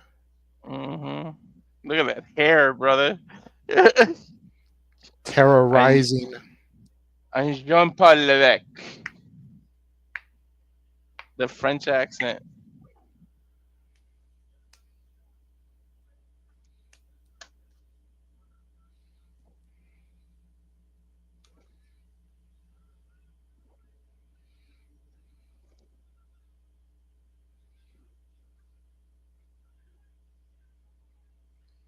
This is gonna suck if it wasn't televised. I mean, good for those that want to go to bed, but suck if it.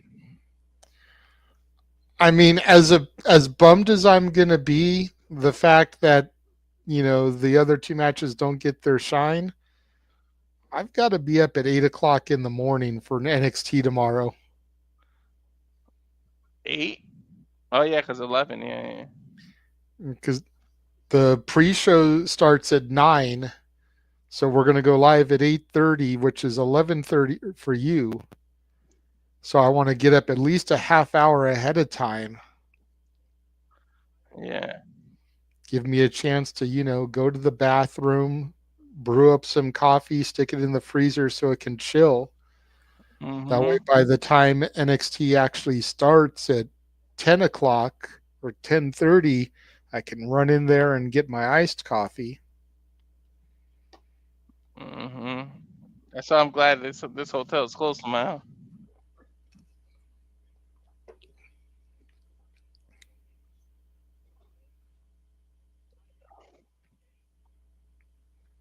That's it. Showing how he's tore his quad.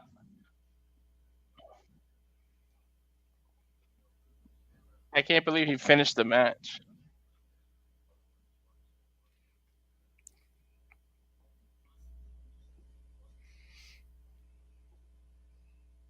Showing that he came back in 8 months. Mm-hmm. He's seen that shit before Cena and that shit was a thing. Yeah, but Cena said, "Hold my beer." Yeah. Triple H's return schedule. Mm-hmm.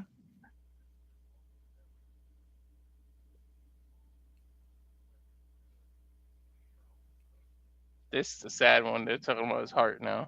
Mm-hmm.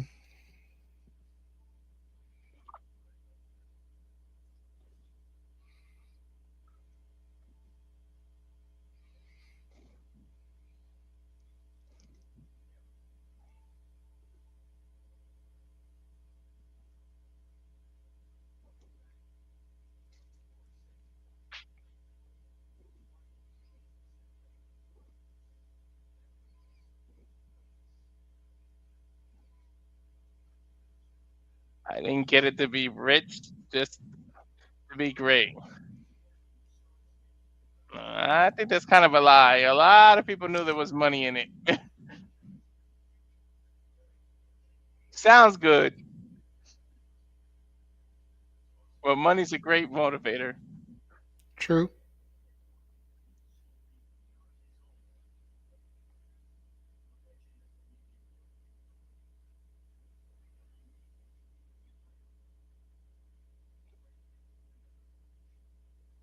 I like the evolution pun.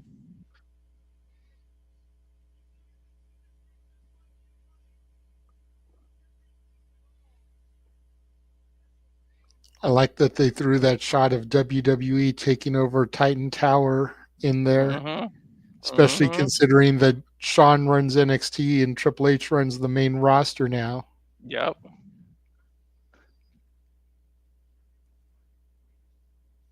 Said he's driven by the greatest force of all, love.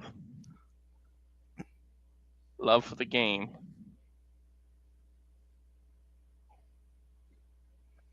Paul Levesque era.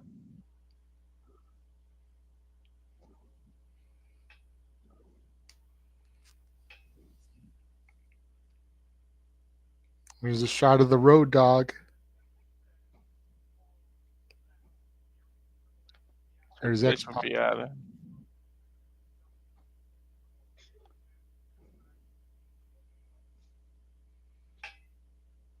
Wow, they actually mentioned his mother-in-law.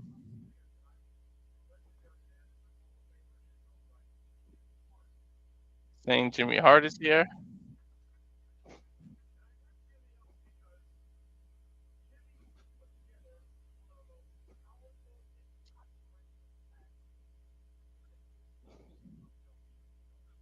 Oh, wait. So is it the natural disasters? Yeah. I guess they are still doing it. They just did that Triple H package for some reason instead in the middle. Are they setting up for time?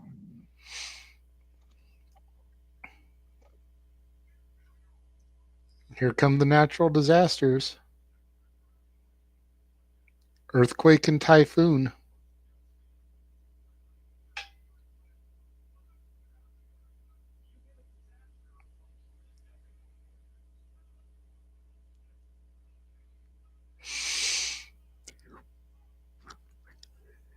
Oh, excuse me.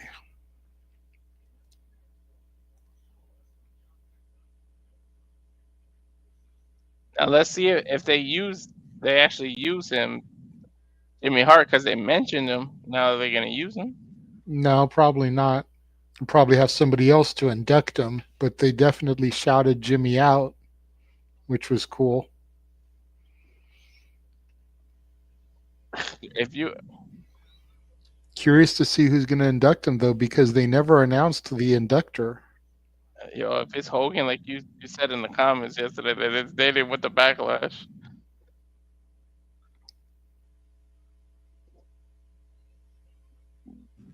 Man, they were each 6'7". I didn't even know how big they were. Well, another fair shout would be Cody, because Fred Ottman, Typhoon, was like an uncle to Cody. He always called him Uncle Fred. Yeah. It's true. So you got that familial connection, and then again, maybe they didn't want to advertise him to be as part of the show, with him being champion and everything, depending on how they set up the SmackDown. Yeah. This is when tag team wrestling was tag team wrestling, though. Yeah. And Money maybe they were able to get Dustin from AEW instead of getting Steen. And that's another reason they didn't want to announce it, is because they wanted Dustin to be there as a surprise. That's true.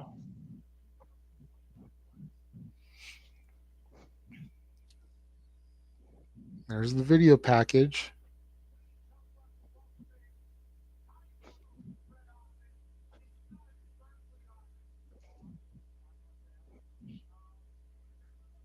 No one's inducting him. They just accepting it. It seems like.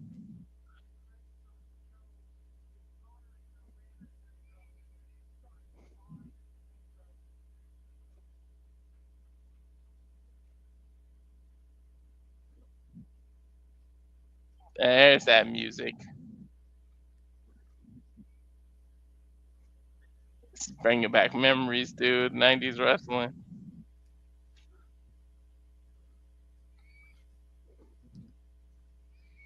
Typhoon walking with a cane there. Well, there's no wall to break through this time. Right? For those that don't know, Typhoon was also the Shockmaster, the failed WCW gimmick with a glitter spray painted stormtrooper helmet. I'll let you repeat. And if No, you want you to say go ahead. You've been doing it in my absence. I don't want to take it away from you. Quake Burger segment. Is this his son, right? Yeah, that's Earthquake's son, I believe. Okay. Dude, he look like he belongs to Big Bang Theory. Yeah, he does.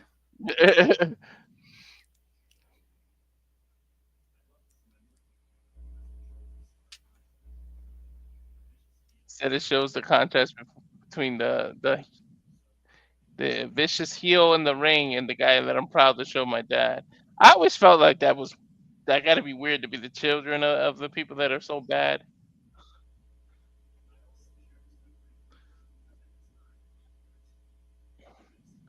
Said it's bittersweet.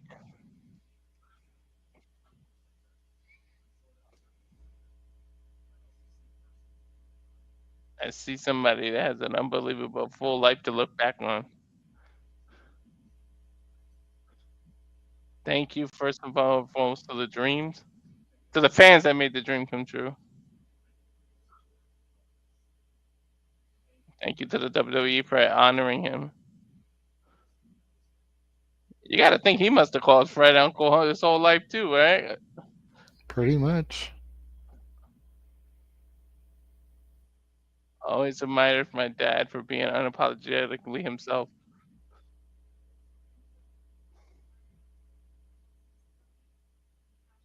Said he didn't take himself too serious. He could be both force and gentle.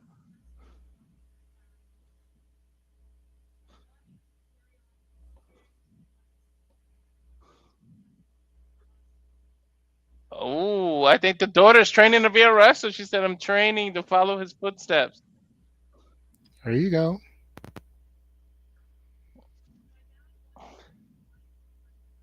So he wants to be remembered as a heel, played his part well. And now he'll be pretty much remembered as a pretty good babyface. Yep, they definitely calling him Uncle Fred right to his face.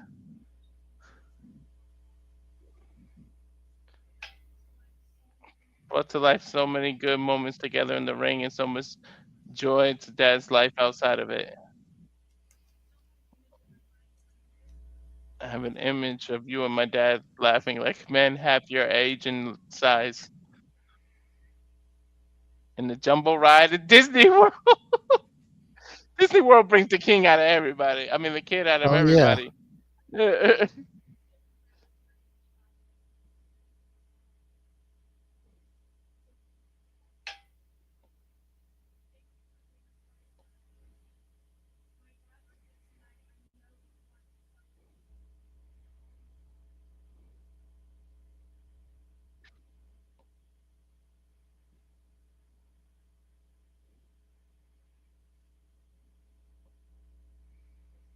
Try saying, first of all, I want to tell you how grateful I am that we're being put into the Hall of Fame. Thank you, WWE.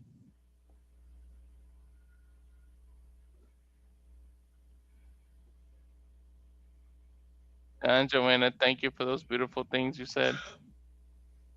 It means a lot to me. Wish your dad was here next to me.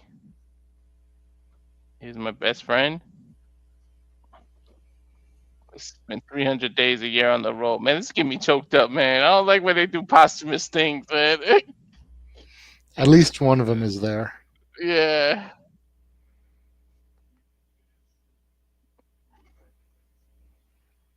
We can be infantile. I did ride the Dumbo ride. So that's why they didn't announce anything, because they weren't going to induct it. They were just going to do it as a family. And that's nice. It is.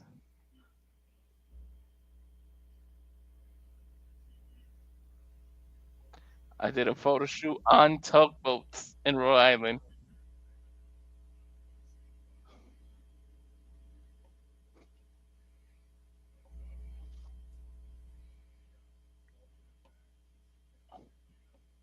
So we got an idea. Ooh, he mentioned Vince in the Hall of Fame tweets. Want to put you together as a team. He said, "Oh my God, that's awesome. He's a phenomenon." He was, for a big dude. Earthquake can move, man. Mm-hmm. And that's back when Bam Bam Bigelow was up big and moving too. Yeah. One of those first breed of agile big men. Mm-hmm. You look at guys like Bronson Reed now.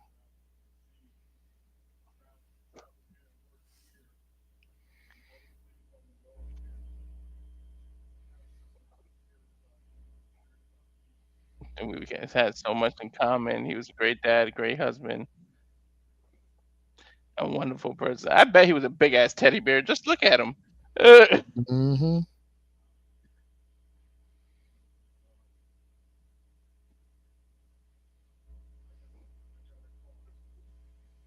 Then he had to call that he had cancer and he had to move to Houston. And he was in remission. Then I got a phone call at my house.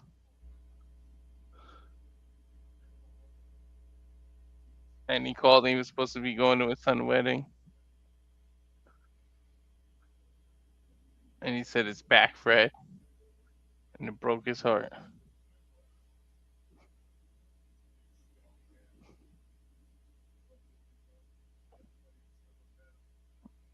The man that loved everyone, and everybody knew what kind of big, strong man he was. If John could looking down from heaven. Booker with his eyes closed like he's praying. Mm-hmm.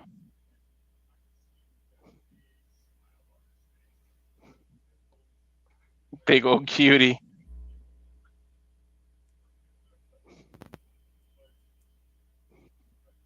Just want to say, Quake, I miss you. And this one here, brother, this is for you. There you go. I love that theme.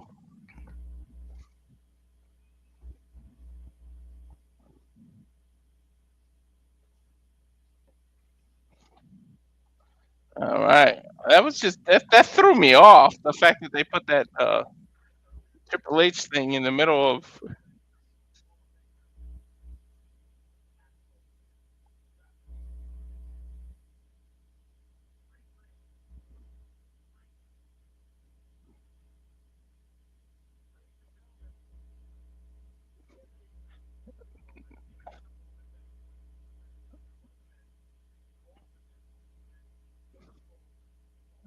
Pat McAfee does a good Stone Cold.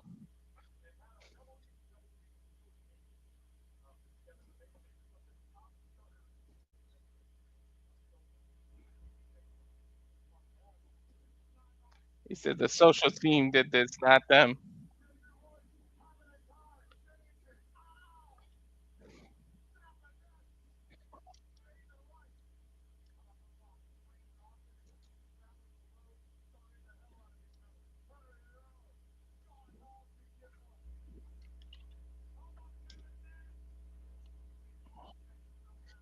Still 6'10" after getting stunned. That was a good one, Pat.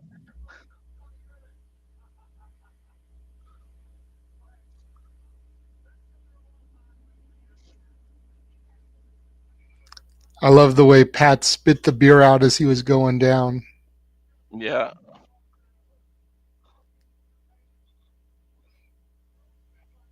They asked Kevin Owens about that too. Who takes the best stunners?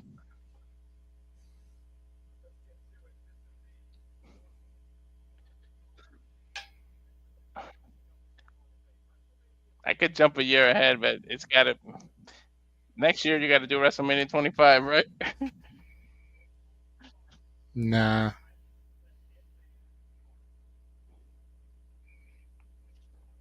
I still say there's a reason this match is going in. Some kind of underlying foreshadowing here.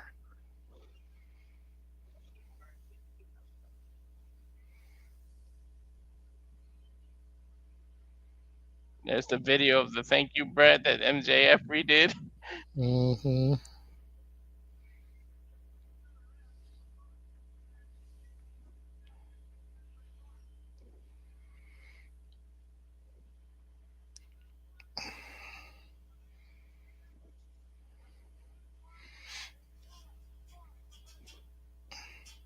This is a hell of a rivalry, man. Yeah, absolutely. And then the double turn on top of it. Mm-hmm. Talk about lightning in a bottle, man. They just perfectly aligned everything. Just everything was aligned.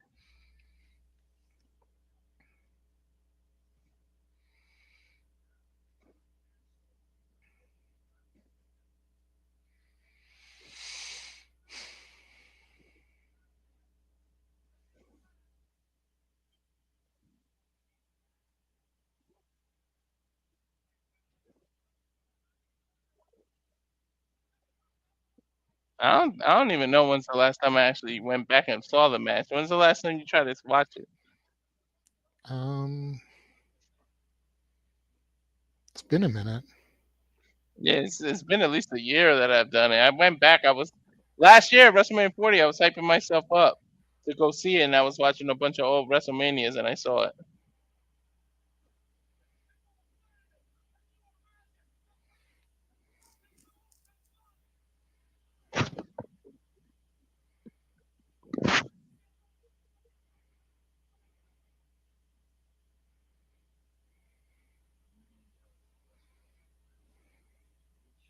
Mm.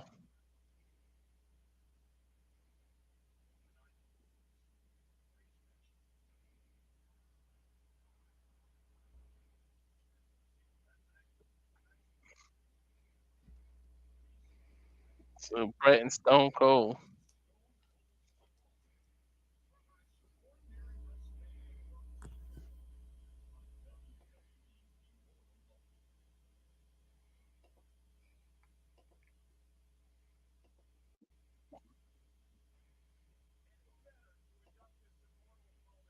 Who better to induct them? The Hells from the City. CM Punk. Look in his eyes. What do you see?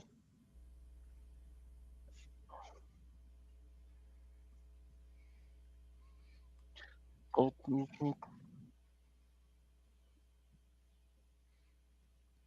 not used to Punk in a suit, man.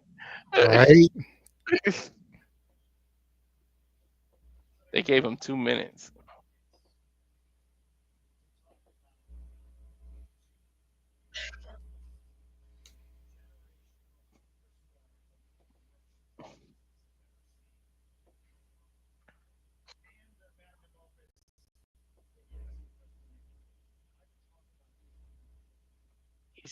Said Punk saying I could talk about the match for another 5 hours, and I could talk to them, talk about them for 2 hours.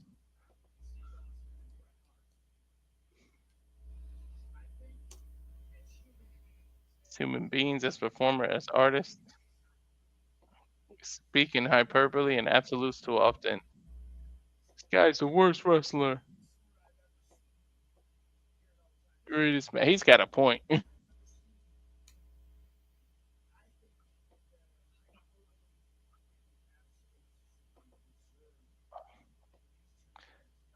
The hyperbole should be reserved for this match because it's perfect. It's the greatest.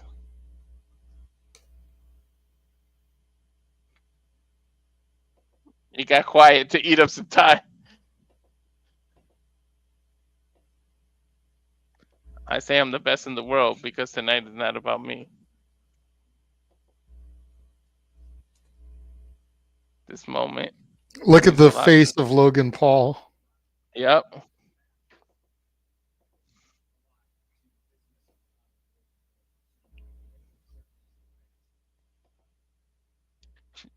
Shout out to Ken Shamrock making it a big part of it.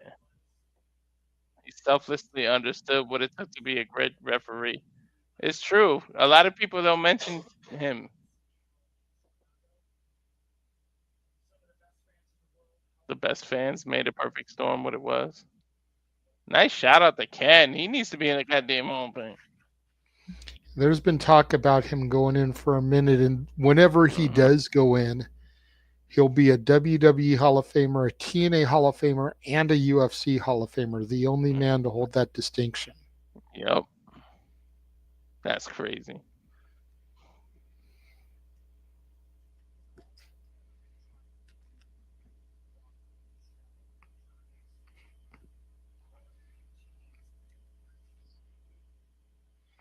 CM Punk said, all I do is follow in the footsteps that I idolized as I was a kid. Fortunate to have a lot of mentors. Some of them aren't here anymore. Harley's gone. Eddie's not with us. Terry isn't here anymore.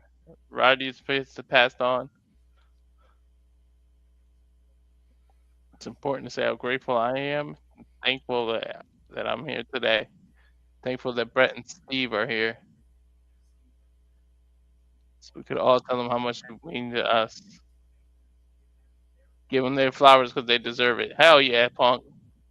Yep. Say what you will about CM Punk, but he gets it.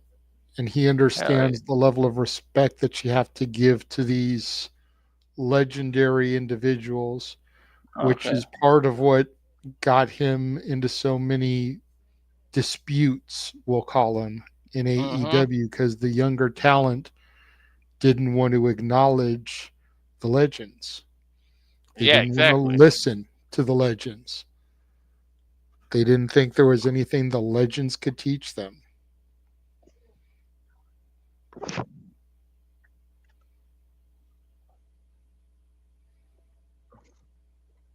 Damn right.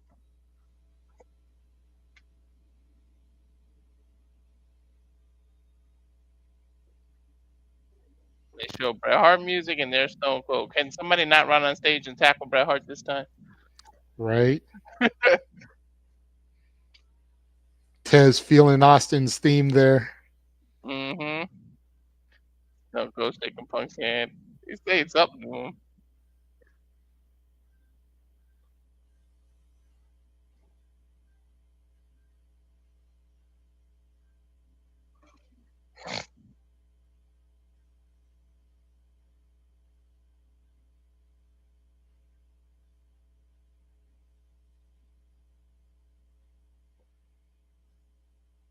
Well, we know this is Bossman Aaron Riff's favorite match. Yeah.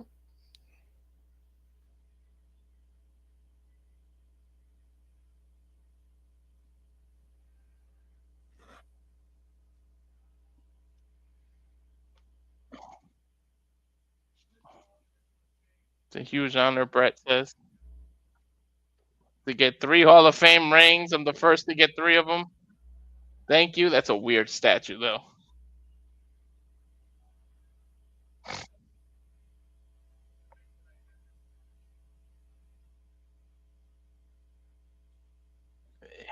Brett saying he thinks this is his greatest match. It's such a moment for him. You can feel it the second it happened.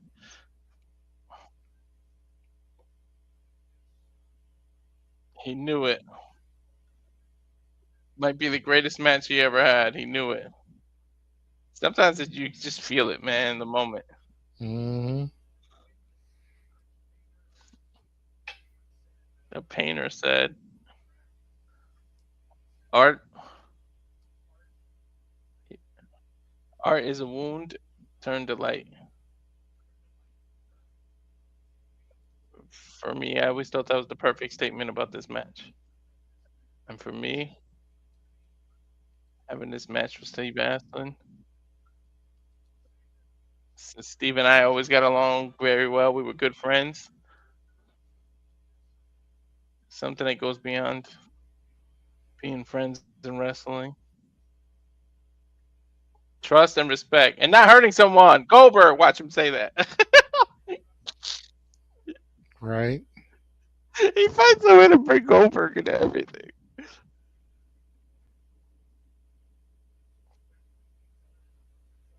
Respect and trust with each other, and that's what means the most to him.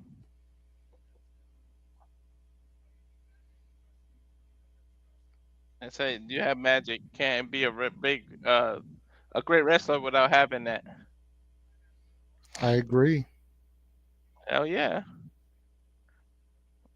I always had the most trust and most respect with this guy right here.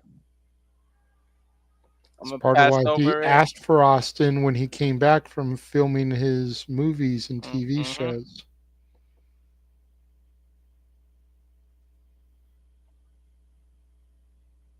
I talked about this match so much. You blow up, smoke up me and Brett's ass. Stone Cold cannot not be himself.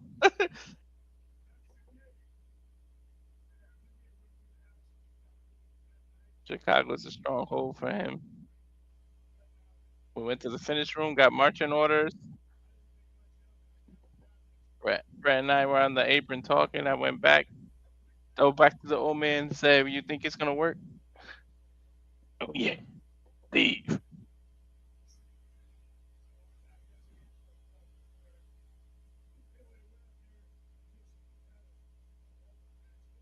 Basic and simple. Do what you want, but if you keep basic and simple, you got a pretty good start. Noah says it all the time. Just keep it simple.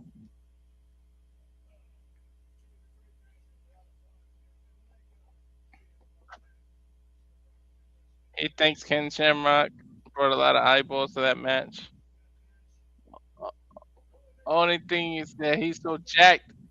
Me and Brett look like shit next to Shamrock. Yeah, Stone Cold's right. I think he's had a few to drink back there, huh, JJ?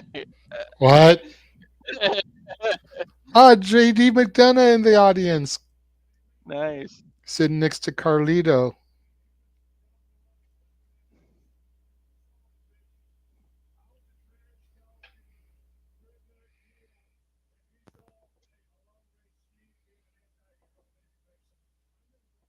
He said, I didn't. I knew what we were gonna do, but I didn't know what I was gonna do.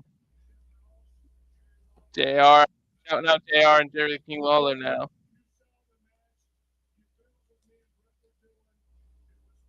Personal and real.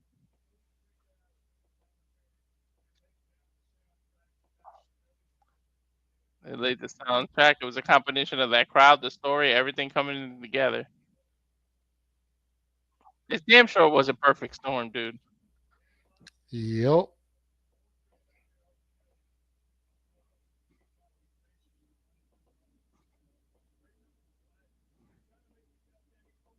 Said it makes me speechless because of those packages. I damn near started to cry because it's a good memory for him. It's true, man. Drink some fucking beer. So if Pat McAfee would bring some beer, I would appreciate it. He said, "I'm gonna get a hangover and look like that stupid statue." He said, "Pat, I know you're gonna drink it."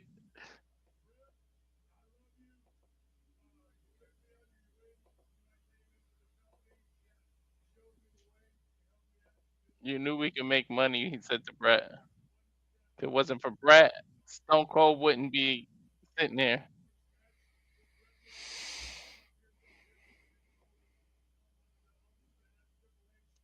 He's talking about Mick Foley. Everybody could have went in themselves, but we're the first, and that's the bottom line because Stone Cold said so. Cheers, Brett. I love you. Brett said, "Hell yeah." he That's what's tapped. up. He tapped Brett's beer. He wasn't making sure. Charles, I was thinking the same. You read my mind, but he's still got a host.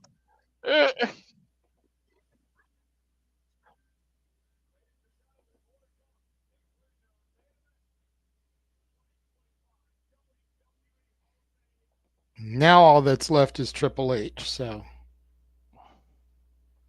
Gotta get this over with. We both gotta wake up early. I gotta check out. I gotta wake out earlier, I think. Oh no, Mhm. you said you gotta check out. Check out. Okay. Yeah. Oh shit, they're showing the Jade Naomi package. Earlier they showed Logan and AJ. Now they're showing this. You know what? You might as well pull the trigger. If you saw Bianca's reaction, she's getting booed out of the building everywhere she goes now. I thought it was just a European thing, but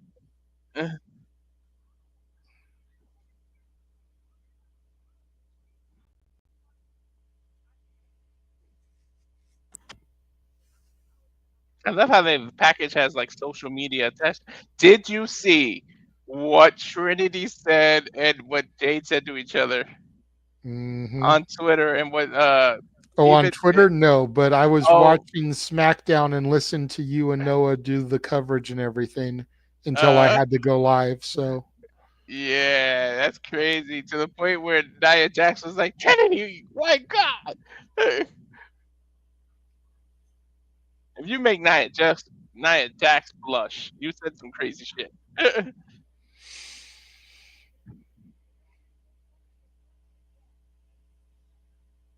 Now I watched Chamber again. You know, it was perfect that they did this at the beginning of the match. especially since they had Liv and Naomi starting it off and everything had pointed towards Liv and Raquel. And then she went right after Naomi, and Naomi was right in front of Bianca. That made everything so much better. Dude, I had called that from jump that I thought it was Naomi. I even laid out everything that Naomi basically said. I said that shit on the fucking shenanigans like right before War Games when that happened.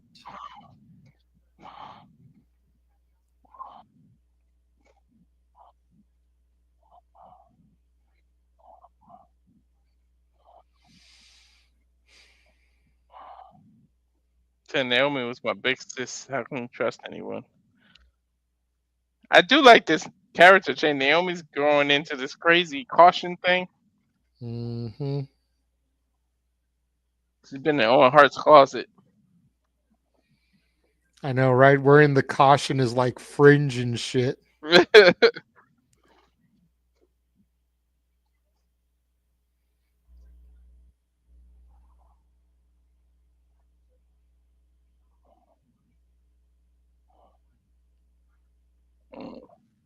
That stat is crazy. They're the first singles match with like no title, no nothing on the line, no stipulation. In Mania history.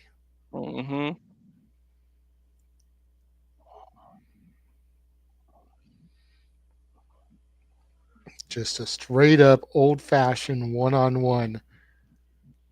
And like it deserves to be like a street fight or last woman standing, but they need to save that for Backlash or Evolution 2. Like build it. Just let this first match be no stipulation. Let them go down in the history books. If Evolution's really gonna be a Mohegan Sun, save it for Evolution, please. Please. So you can be there for it. Yeah. I'm be there with my J Cargill shirt. You see, they're still saying stand and deliver at 10 o'clock, but the promotion I saw for it on Tuesday said 9 o'clock. Yeah, see, this one said 1 p.m. Eastern, 10 a.m. Pacific. So not as early as I'll look at Peacock once they go off the air here because I want to get as much sleep as I can, damn it. Hell yeah. The clusterfuck starts at 11 o'clock, and if it's 3 hours like this GCW show is tonight, that's 2 a.m. Granted, all that there is on Sunday is Mania. So I can sleep in, but damn. I'd like to get a little bit of rest tomorrow because I've got NXT, Mania, Shenanigans, and Clusterfuck. Pretty much back to back to back with maybe only an hour or so break between Stand and Deliver and Mania. Sunday's bad for me. I gotta work at 8 a.m. Well, see, I have to work on Monday, so I won't be here for Raw after Mania. That'll be you and Noah. Mm-hmm. But I'll be off Tuesday, and I can do the NXT after Mania. Mm-hmm. You know, just use a sketchy stream if you smell what I'm cooking.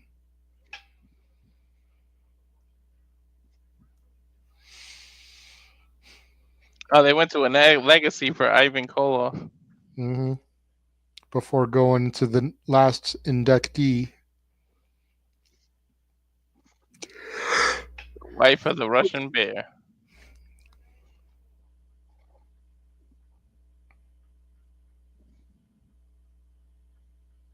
They're gonna show the statue again for Triple H. I feel like they have to, don't you? Yeah. There's no doubt the man that we're here to celebrate meant to his career. You know, the 28 years he gave him a wedgie to now being my boss.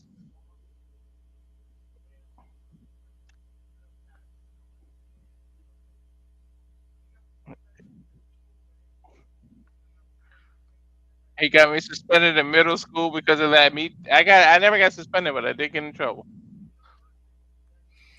Thankfully, by the time DX came around, I was in college, so I didn't get in trouble like that. I'm not a baby like McAfee to get in trouble in middle school and high school for telling people suck it. Mm-hmm. Kevin Nash, X-Pac, Road Dogg all sitting there kind of together. They should have just let them all induct him.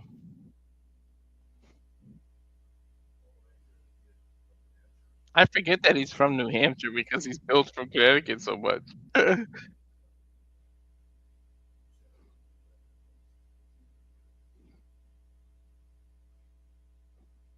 Using Nothing Else Matters by Metallica. Mm-hmm.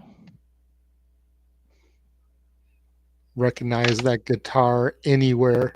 Hell yeah. Shit. The Joey Janela Spring Break, we heard track 1 of the Black Album. Now we're hearing track 2. Mm-hmm. You're right.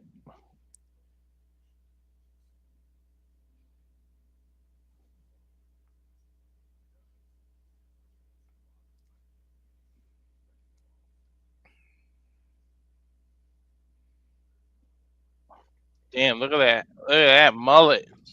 No matter how far.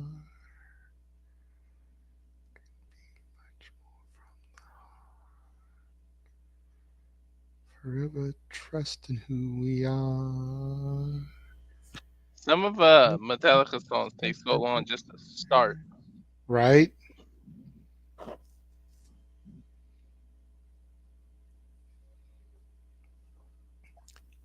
I think GCW made a deal with WWE for this week, possibly for hosting the first part of the ID tournament, because they were able to use ECW and One Night Stand footage of Sabu in the video packages for the match. Oh, nice. And WWE owns that library, the ECW video library. Obviously, One Night Stand is something of theirs.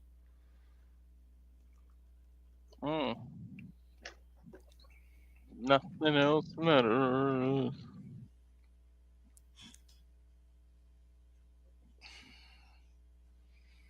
And not the first time Triple H has used Metallica. Let's not forget when he used For Whom the Bell Tolls at WrestleMania. I think it was either 27 or 28.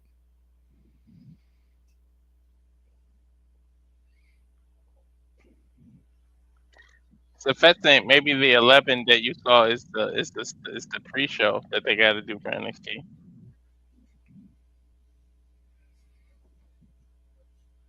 which is fine, but there's a pre-show match, so we Yeah, have to be on for the pre-show. hmm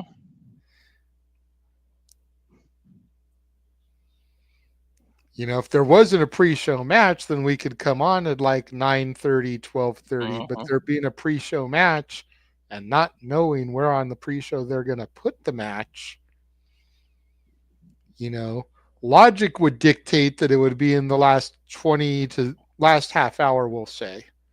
hmm But they may come straight out and do it to get the crowd hot. And then because it's a 4-team match, give them plenty of time, give them a chance to cool down before going into the main show. hmm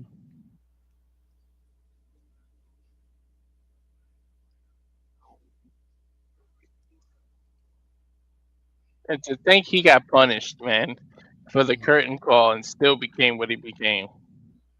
Yep.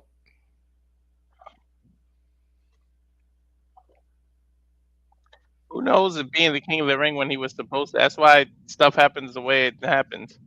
If his career still would have went where it should have.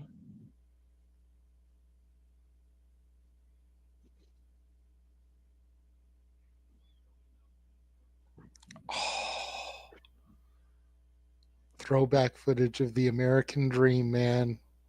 2014. NXT was Triple H's baby, but the kids from NXT were Dusty's kids, man. Dusty and Hunter worked so hand in hand with the black and gold NXT. Nice seeing that old footage of him talking about Hunter. Hell yeah.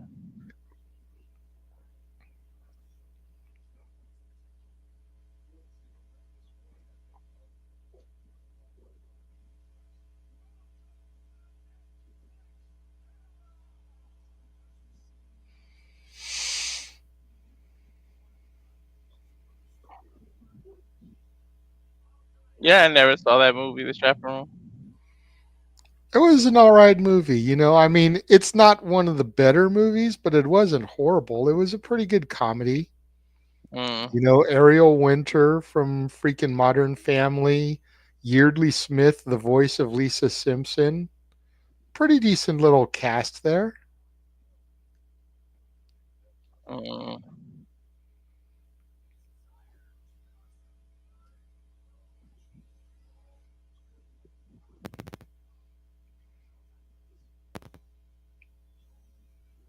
Total commitment to being the best, Taker says.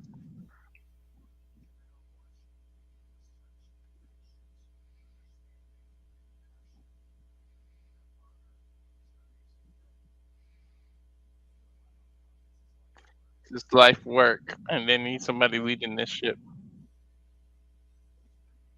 WWE's got the best production, man.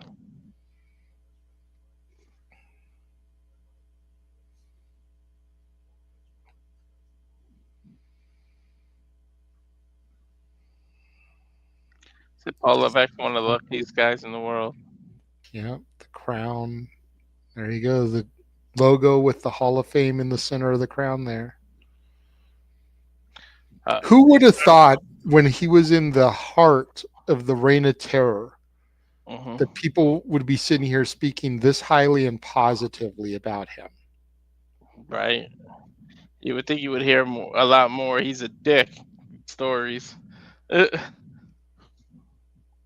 Stephanie already in tears. You choked up.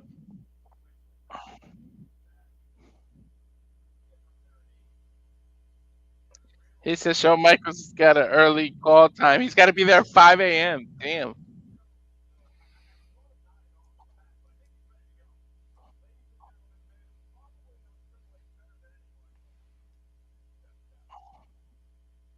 Mr. Renner, yeah. Pat McAfee over here tuning up the band.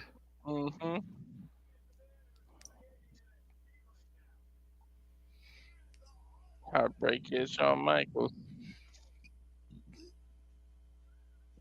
I know when I wake up in the morning, thank goodness that Starbucks is literally across the street from this hotel.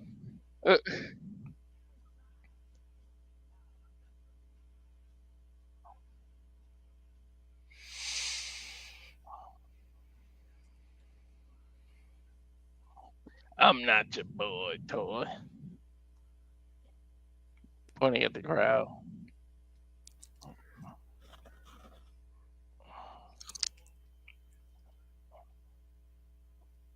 I hope everybody's enjoying this year.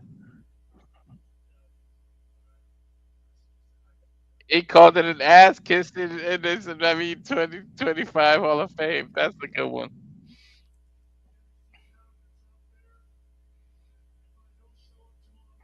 Mm,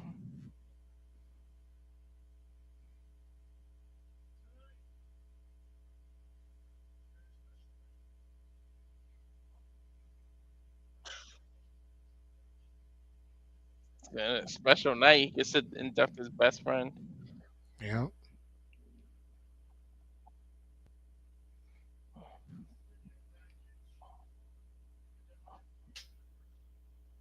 WWE Universe sees him for who he is, the game, the king of kings, 14-time world champion. Rumble wins. Classic Rival wins. The Rock, John Cena, Steve Austin, Roman Reigns, CM Punk, and the list goes on and on and on. You? How you ain't put yourself in that list?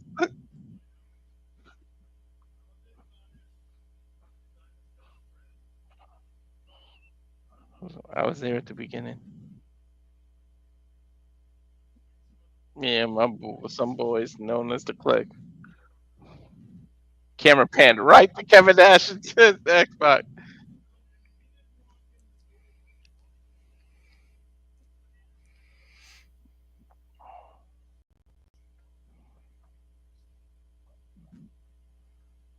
He just wanted to be a pro wrestler.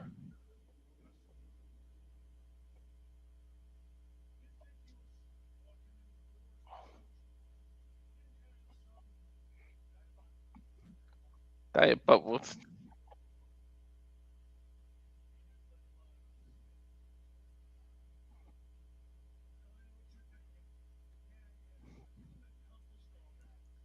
He wouldn't accomplish that if he married the boss's daughter. Well, at least they're not leaving it as an elephant in the room.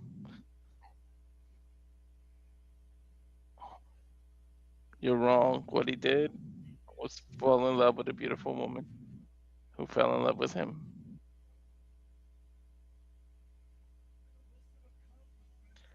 I assure you, the list of accomplishments would not have changed. They would have stayed the same because he was willing to outwork everyone else because it's simply who he is.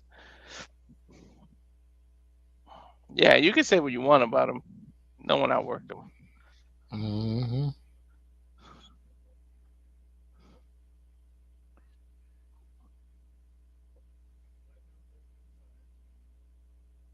He said there's been time when you wondered about our relationship. Not gonna lie. My wife wondered as well.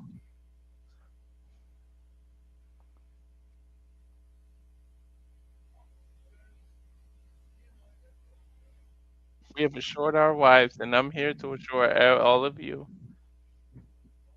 and to God,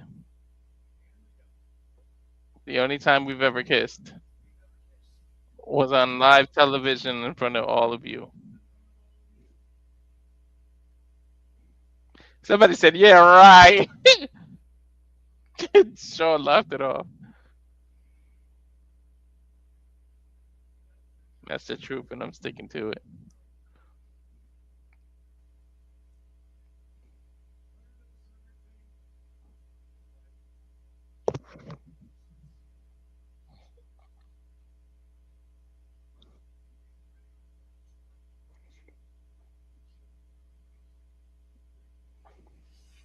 Triple H parents are still around. Look, damn, that's his Crazy. father. That's his Same father for nose. real. Mm-hmm.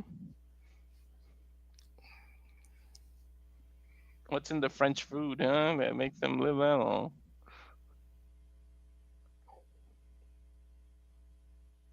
Sean's getting emotional. Of course he is. It's his best friend. Mm-hmm. It's a conscious decision of his to be my friend. He learned a lot from me, the do's and the don'ts, especially the don'ts.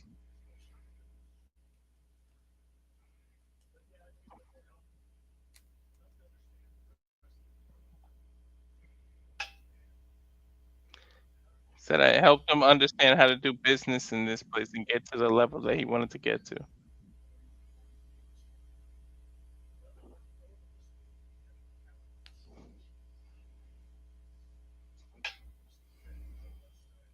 We spent so much time together, we know what the other one's thinking. I can honestly say I don't know why he stayed my friend for so long.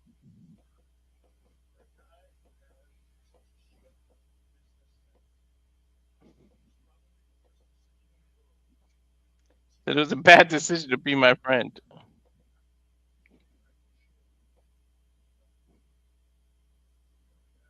It wasn't because of my charming personality.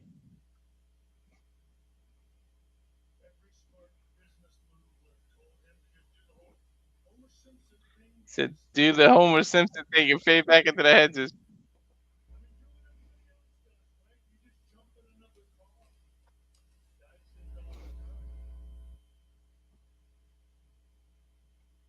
Shawn Michaels in touch. That's why he can run a look at that. Knows about gifts and shit.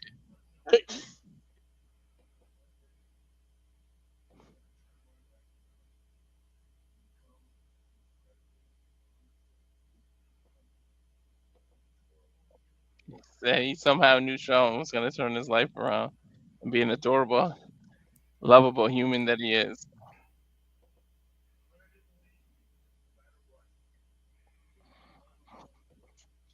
Just the type of human being, and that's the type of human being he was raised to be.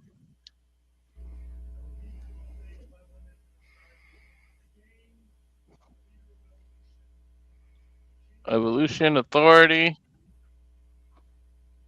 Now where it all started. As the new leader of the second iteration of DX.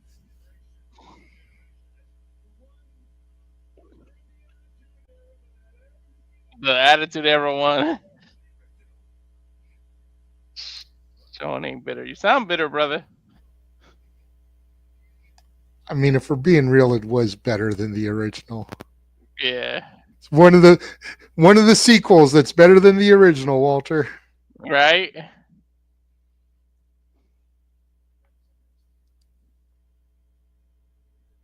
Now he's talking about NXT. Hell yeah.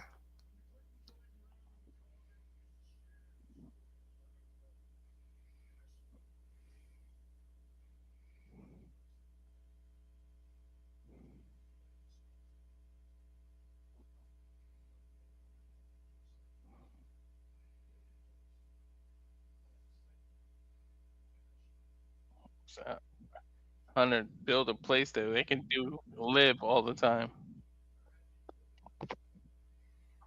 Hunter saw the future of the WWE.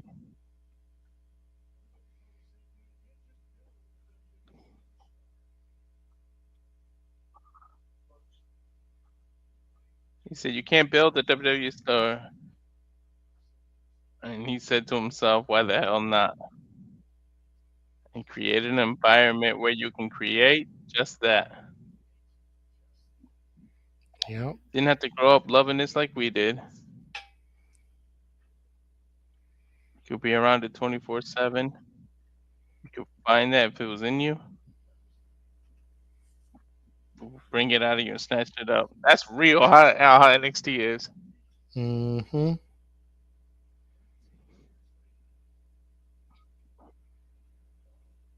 13 years later, here we are. WrestleMania, that card is damn near all NXT alumni. Real I shit. didn't even realize that until he said that.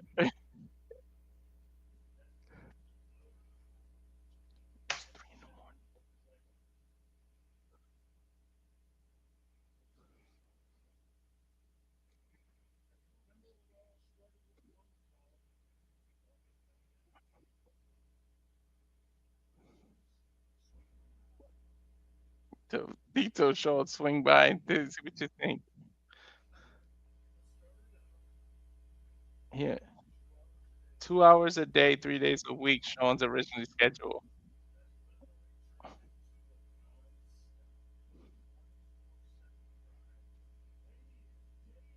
A 24-hour day in, day out job that virtually never ends.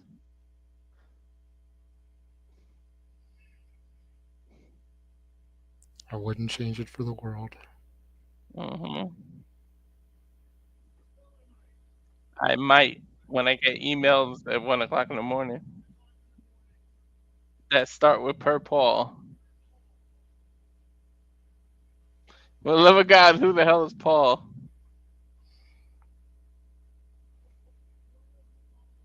Paul's my boss.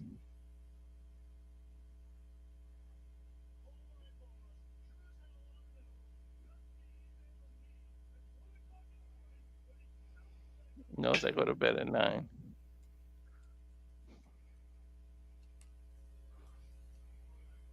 Paul at work for is a huge pain in his ass.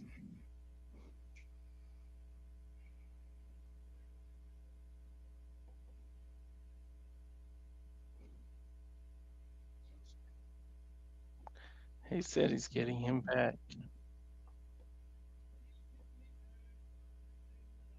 Everything he did in the 90s.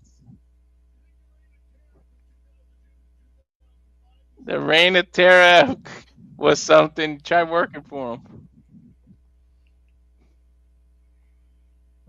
Just Triple H charisma. I mean, Sean's charisma is ridiculous. Mm-hmm.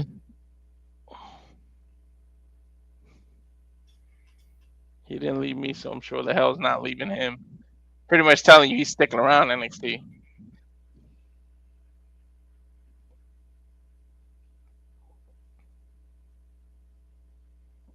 Those two guys down there pointing at Kevin Nash and Sean Waltman. And another one that isn't with us, Scott Hall, obviously.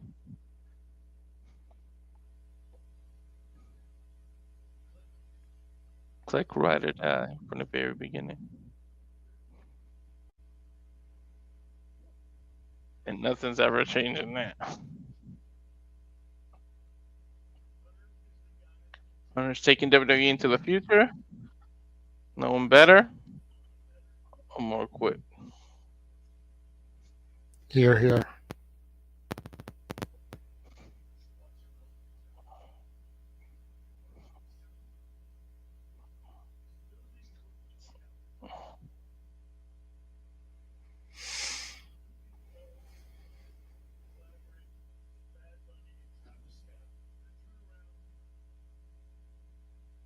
He said, who could work with Travis Scott and Bad Bunny and then turn around and work with Roman Reigns and CM Punk?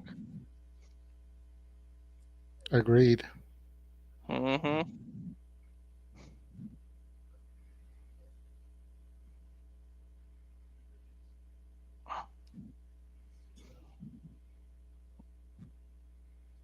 He said he managed to take corporation into business without losing the love.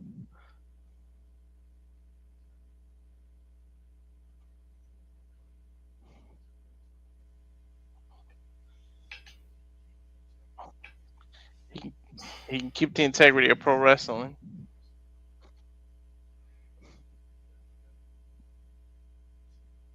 He can keep WWE being the large sports entertainment brand in the entire world.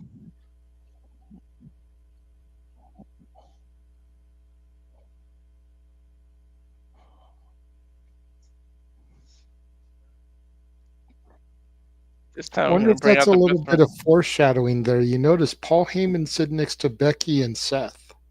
right? Punk, not Roman, Becky and Seth. Mm-hmm. Keep in mind that little information come tomorrow, folks. Mm-hmm. Sean welcoming in Triple H. Let's see if he goes with the regular game or King of Kings. What's he doing? Game. Mm-hmm. Time to play the game. I would have popped if it was my time, though. Mm-hmm. It's my time for the Hall of Fame. Mm-hmm. Long ass hug between him and Sean. They should have kissed as a joke. Again, After that speech. friends. You got to remember, Triple H stuck by Sean when a lot of other people didn't, and Sean was dealing with his demons. Triple H was the guy that stuck by him. There's He that did it. kid. I killed it. I killed it. And look at him. He's pointing at Stephanie like, see? It was live on TV, though, so Sean is still telling the truth. Well, it's on Peacock and socials. It's not on USA Network, so Right. it's technically not live on TV. Yeah. Technically speaking.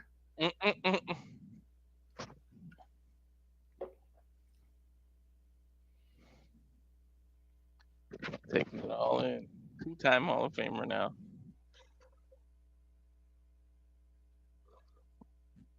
You deserve it, Chant.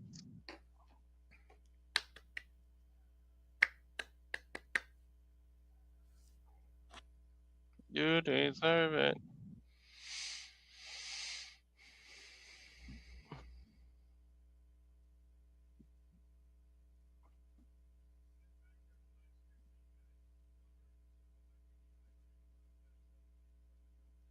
Yeah.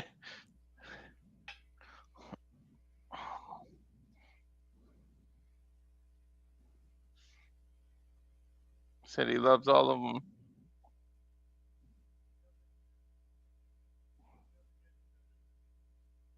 Doesn't get better than having. He's getting choked up already at the beginning. He ain't gonna be able to get through his speech at this point. And I need you to get through it. We need to go to bed. Exactly. See, he just said what I said.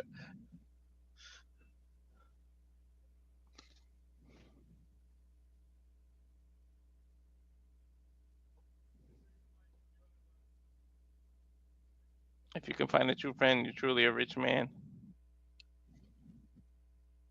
Pointing back at Sean. He makes me a billionaire. Wow.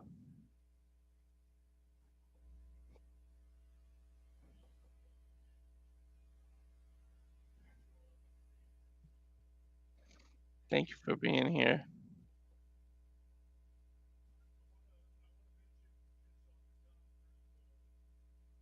He's mentioning Motorhead, saying that song never gets old.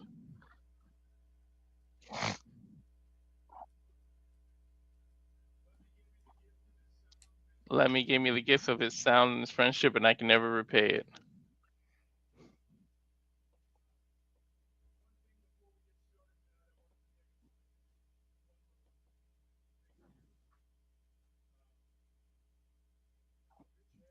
He's asking Rich Herring to stand up.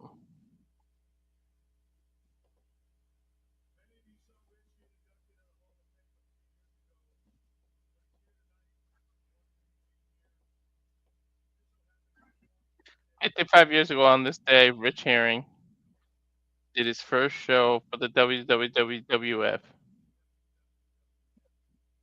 And he has never left this company. Damn.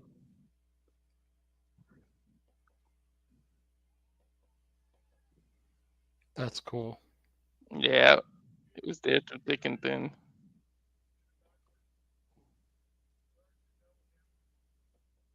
He started calling the wolf in Pulp Fiction.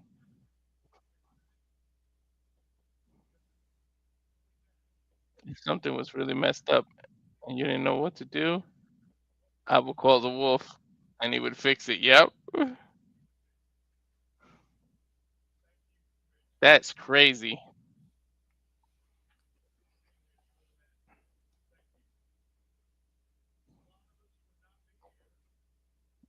Mm.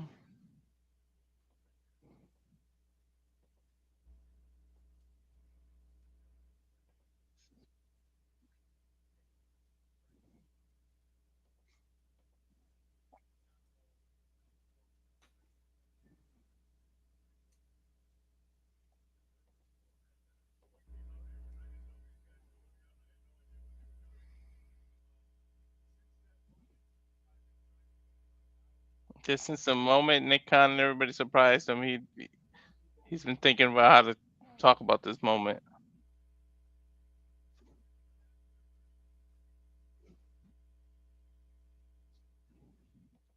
Some of from past years are still going.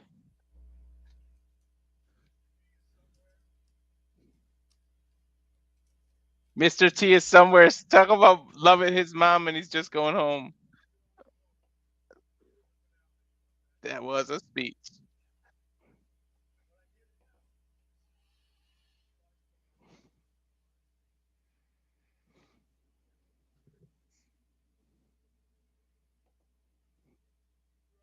Deeper I dug in, the harder I got.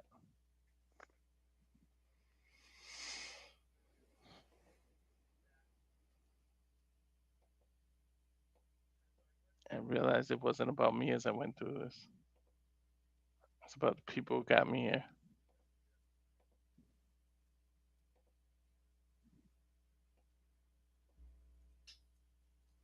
At the end of the day, I'm a kid from New Hampshire at 5 or 6 years old. I'm sitting in my dad's lap playing Chief John Strongbow. All I ever wanted to do, all I ever wanted to be.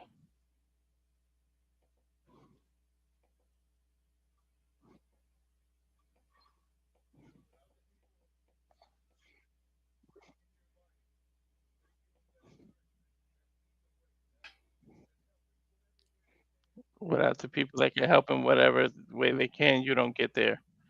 I was lucky to have them. That's fair. Mm-hmm.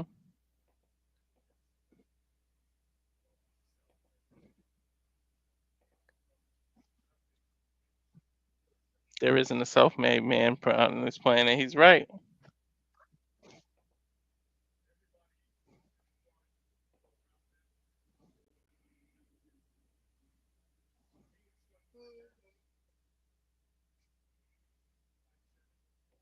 So when we did DX, my mom taught me all that stuff. And the crowd said, "Thank you, Mom." She'll tell you to suck it.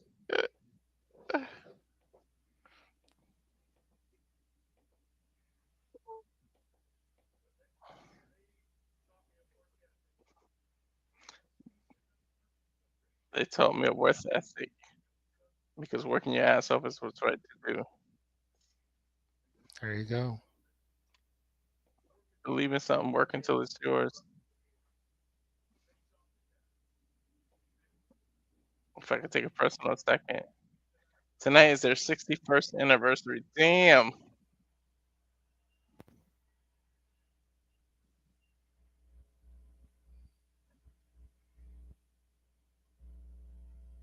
Sister Lynn, 4 years older.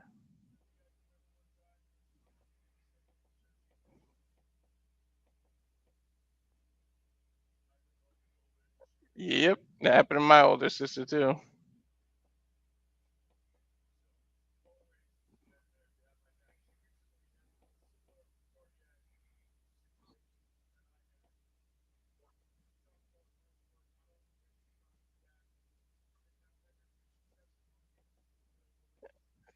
I love how because he runs the company, he can just talk however he wants.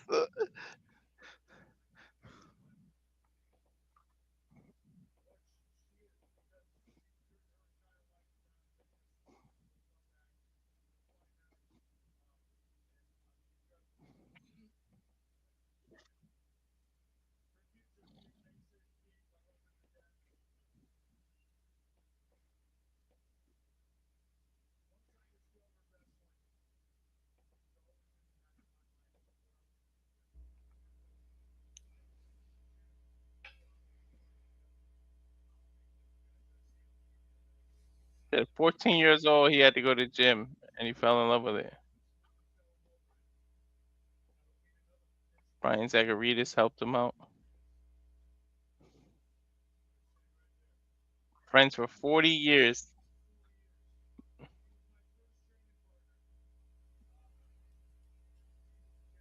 Jacked up college kid.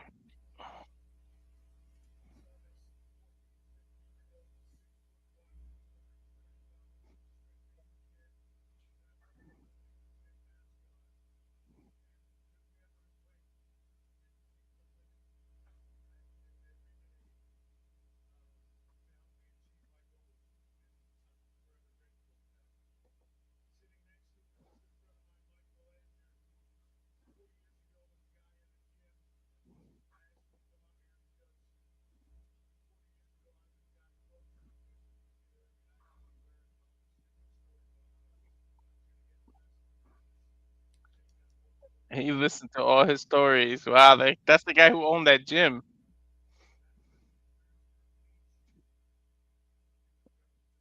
You never know how you affect somebody's life. Mm-hmm.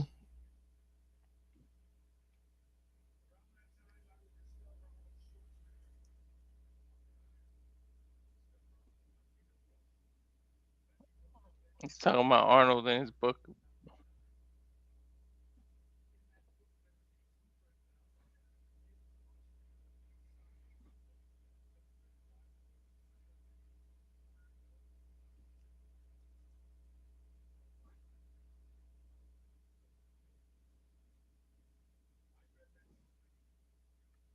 He said he read his book.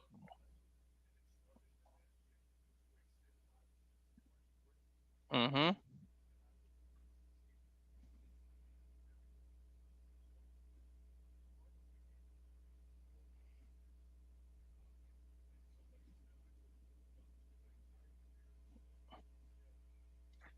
He's giving Arnold he says Arnold is the American dream.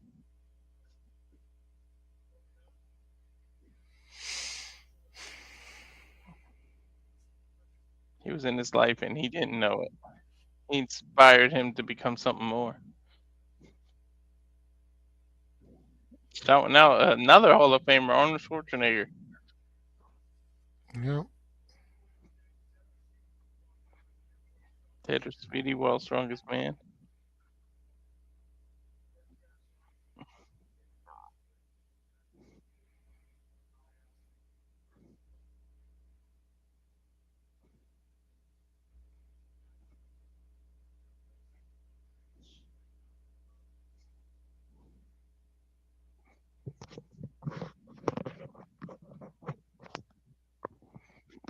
He told him to stay out of it.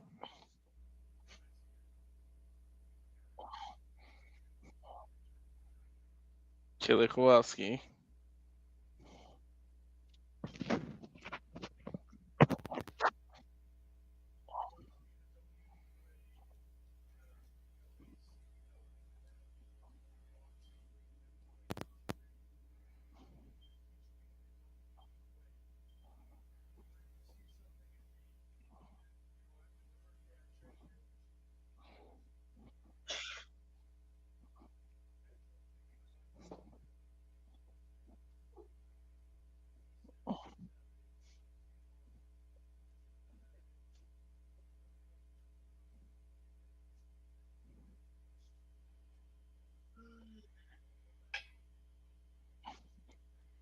Killer Kowalski said, "Pay me whatever you can, when you can, and I can teach you. And you're gonna be great, and you're gonna be a big star." And I never forgot it.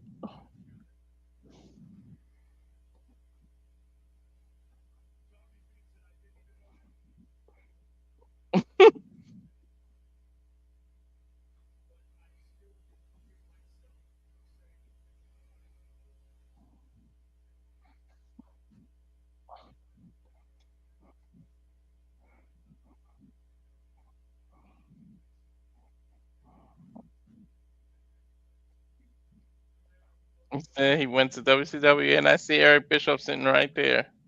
Uh-oh.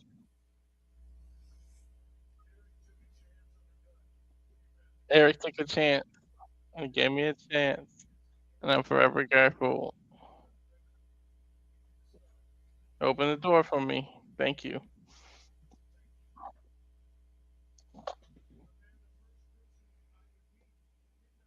Now I'm talking about Dusty Rhodes.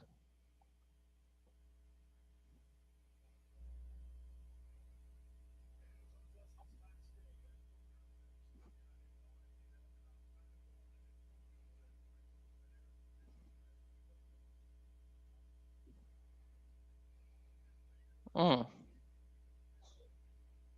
Showing old pictures of Dusty and Triple.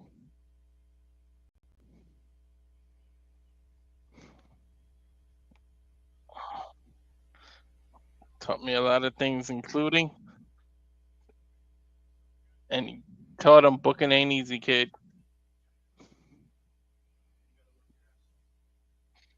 Admitting booking isn't easy. No, it's not. He's getting choked up talking about Dusty.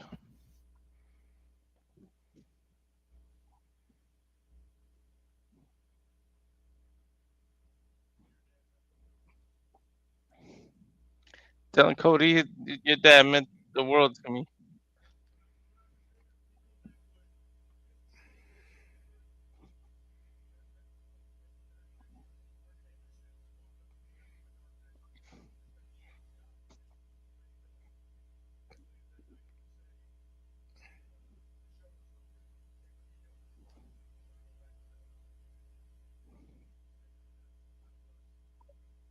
He went out with Arn. Once he realized I didn't drink or do drugs, I would go out with Arn because he could drive him home.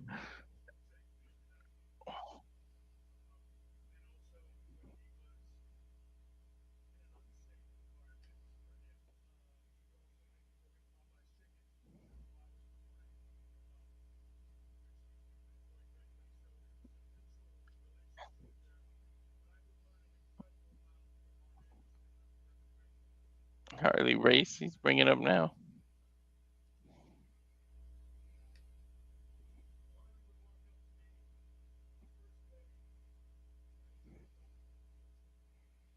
See, Harley came up with a cigarette and said, "I heard you trained with Kowalski."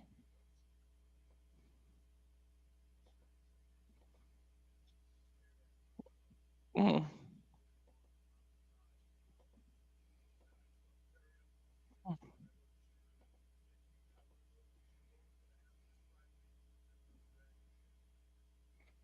He said Killer was the shit.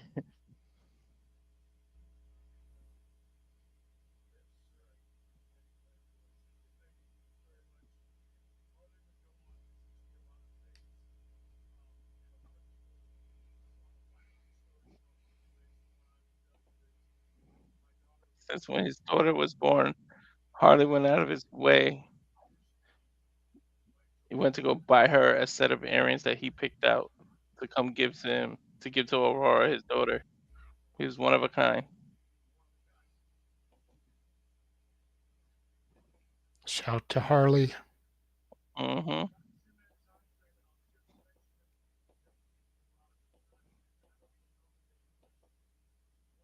You saw my stunning Steve Austin now.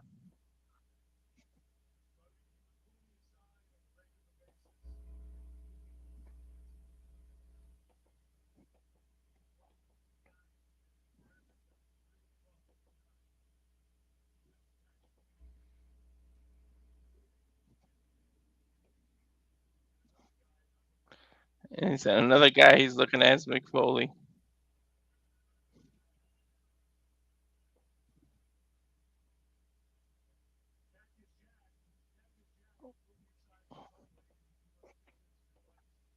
So Cactus Jack pulled him aside.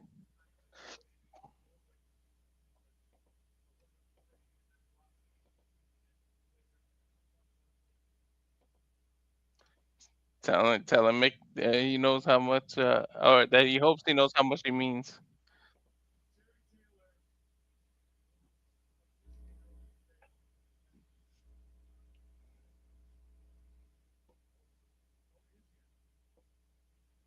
Terry Taylor is there after a medical emergency.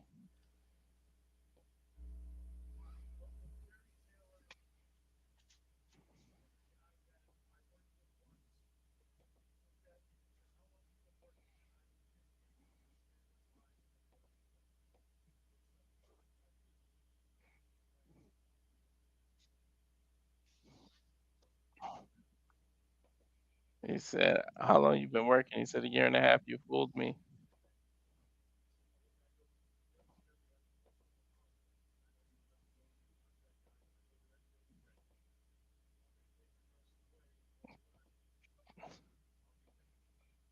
So they went to the power plant every day to work out.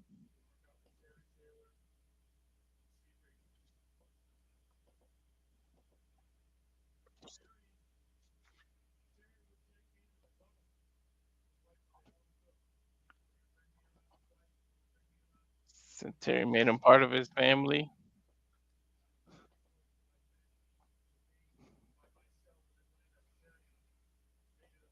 Made it a home for him. Never forget that.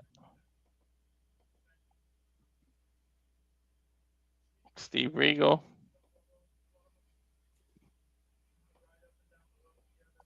The Blue Bloods.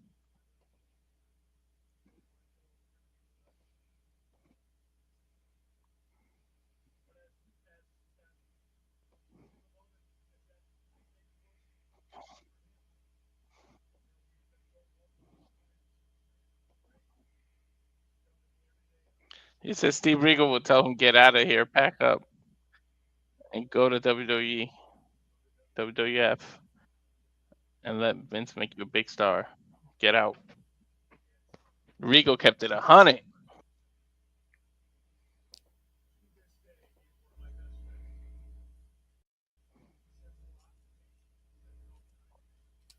He's telling Regal he would take a bullet for him.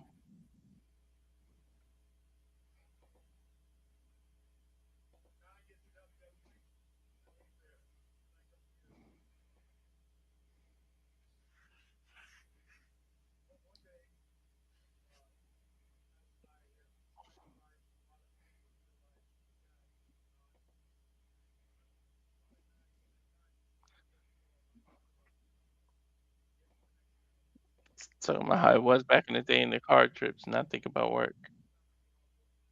I said that's all I wanted to think about.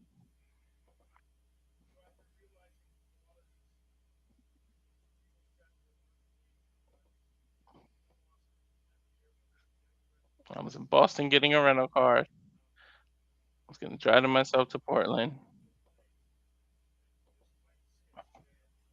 And a white van beeps the horn.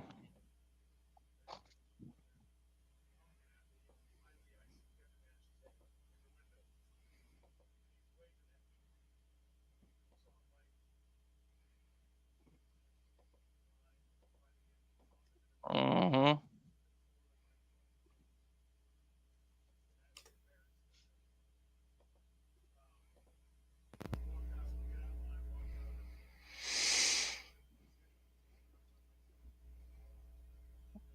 So Hunter to jump in the van. Kid Sean and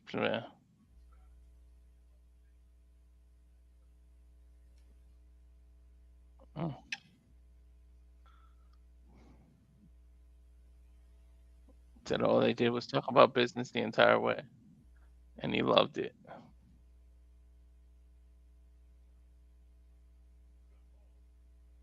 Talking about Scott Hall now, Razor Ramon.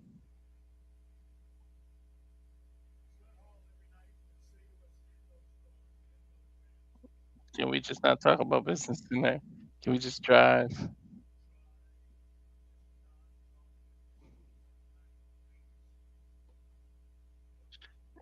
It said Scott Hall would talk about the business again.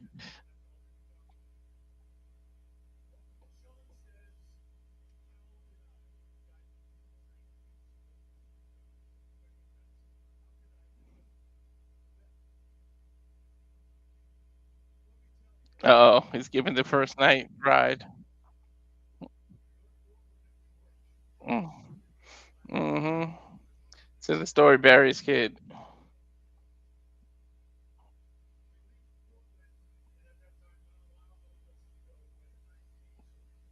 Denny's in Portland.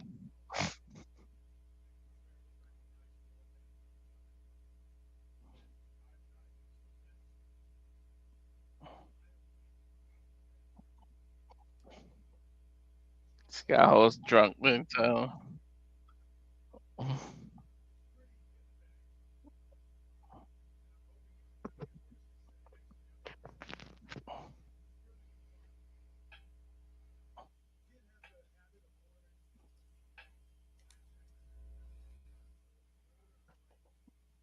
he orders 5 drinks at the same time.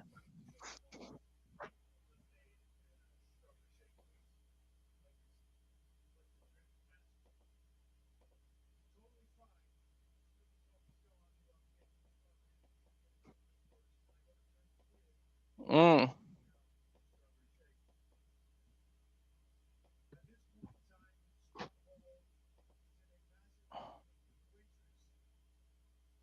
He saw the cook put a booger in his egg.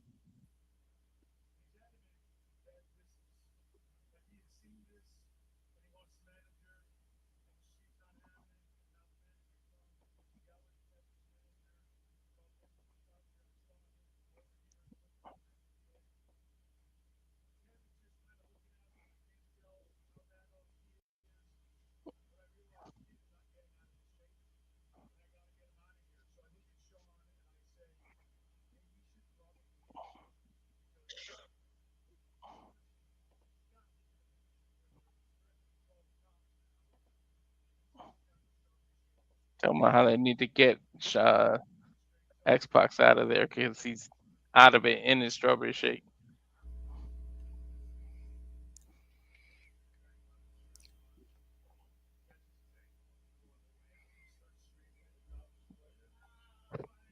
He hits his ankle on the door.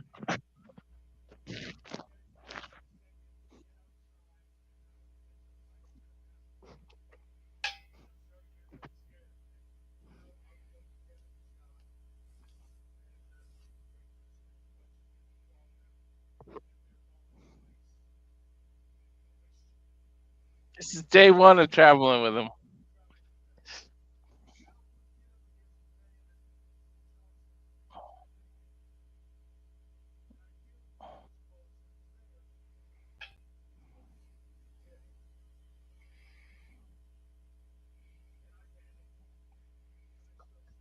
Did he slap Sean to see if he can wake him up? I mean, yeah, well, Sean Waltman.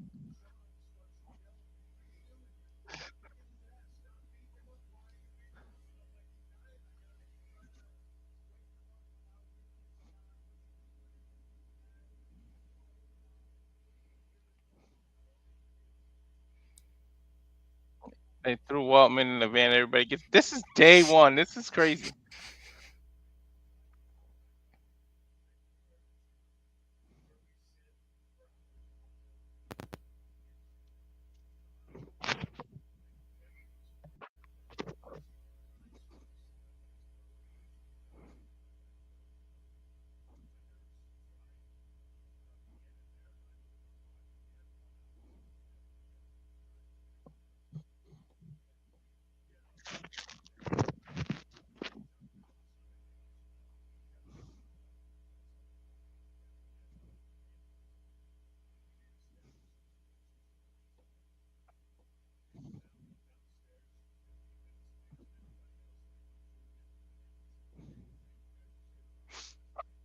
Thank you for saving my life. Let's go.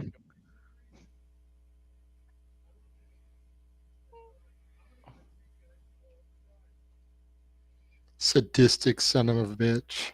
Right? Some reason I loved it. I want to ride with these guys all the time. So, okay, there are.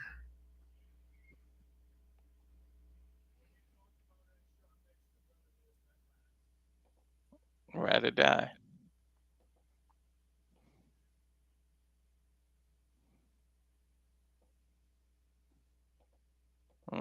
Thinks about Scott every day.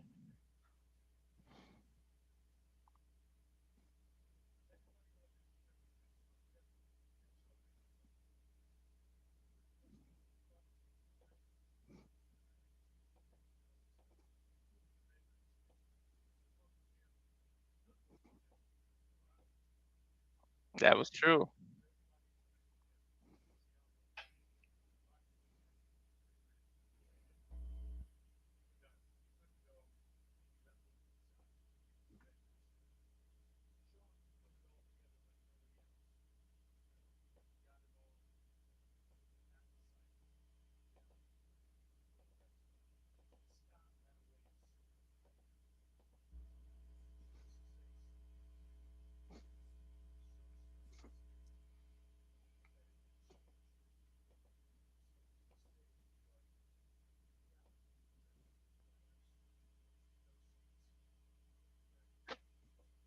Tell me how simple Scott was.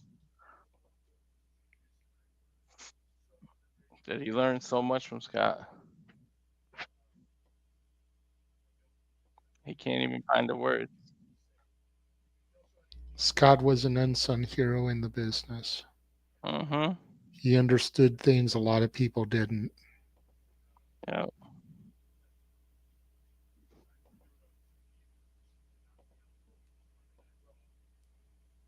So Scott knocked him out cold.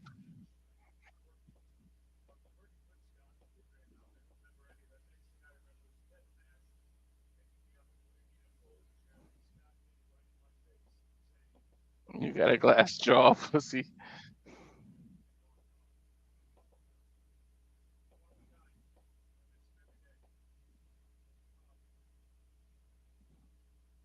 Rest in peace, Scott. Come on, Hunter. You gotta hover this speech up, brother. Right? He sat there making fun of the people still talking. This dude's still going.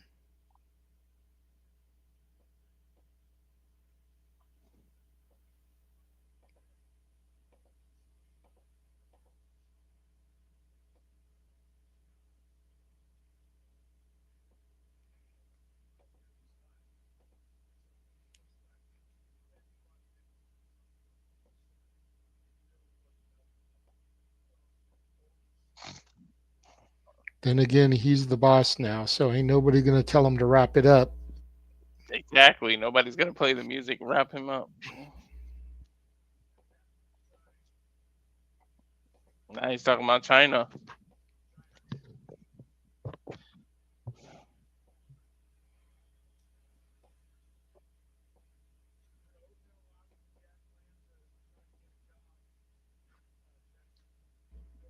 So Jack wanted to go to bed and pawned him off. We want to too. Pawn your speech off. Right? I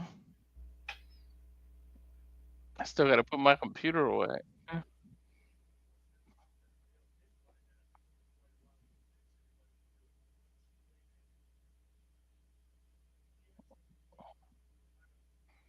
Talking about DX being off the reservation.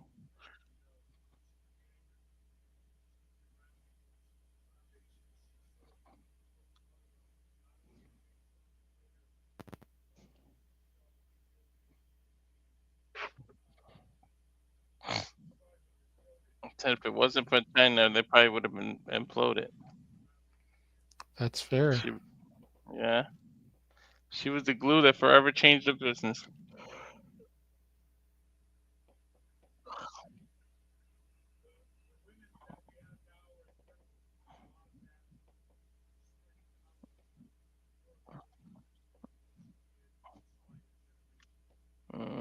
Got to figure with no China, there'll be no Jade because Jade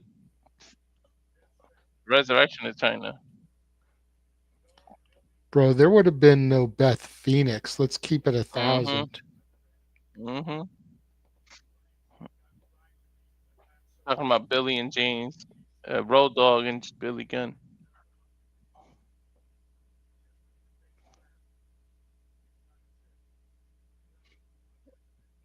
Made me laugh where I got a contact.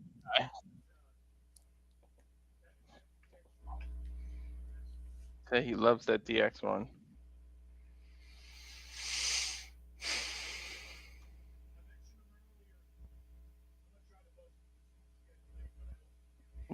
Thank you for acknowledging, Hunter.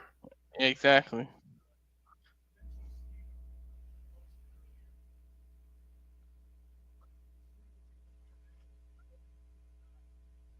So Steve was a mentor.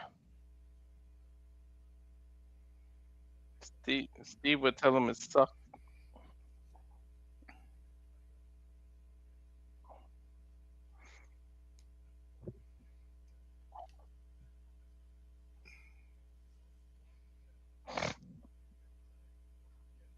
Steve was very honest. Mick gave him the gift of toughness.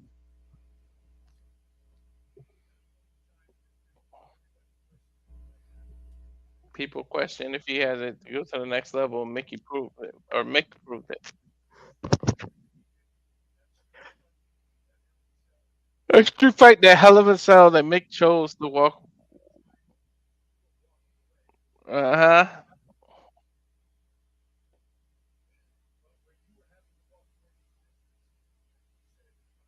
I'm gonna give you this. And give you that gift of my toughness.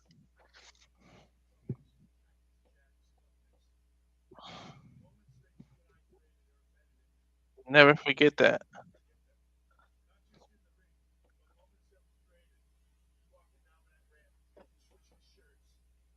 The switching shirt moment coming down the ramp, I remember that.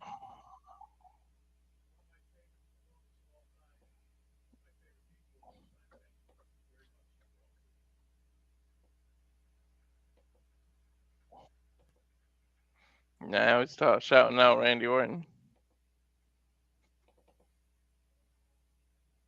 and Dave Batista. I wish he was here. I wanted him to be here.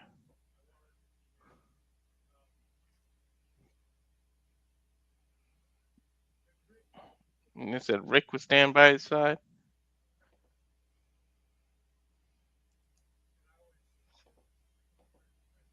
Triple H calls Rick the GOAT.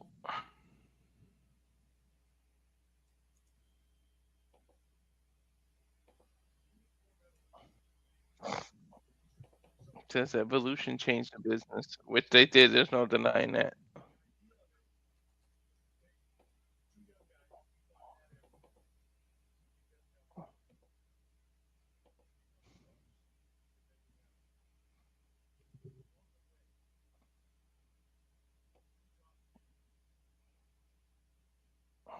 Still talking to Randy Orton. You told me what it's like to get back.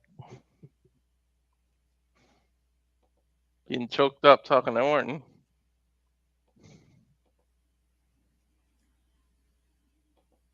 You said, shit, I gotta get my estrogen checked.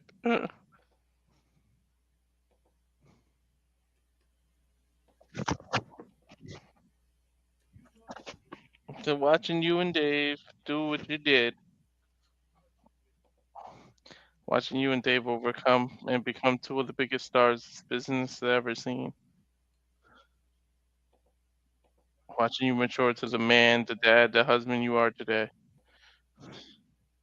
Watching Dave become a movie star and go on to do the things, leave this and go grind and become something different.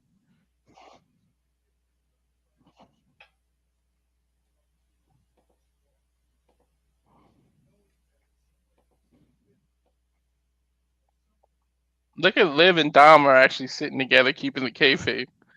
Mm-hmm.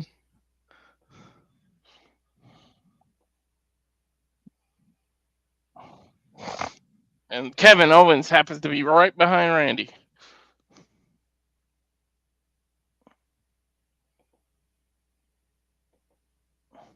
Thank you for being the pain in the ass you were, and I mean that. It helped him from where he is now.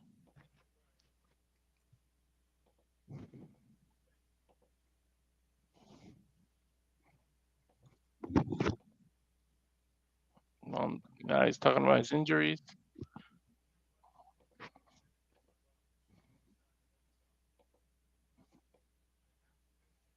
Talking to James Andrew and Jeff Duke is all the doctors.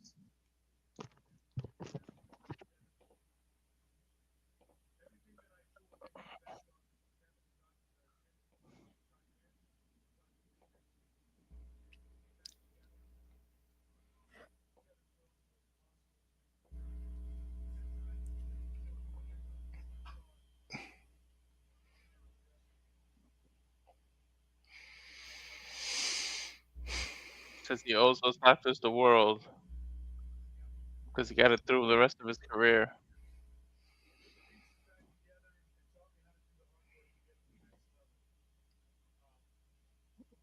You are the next level, somebody scream.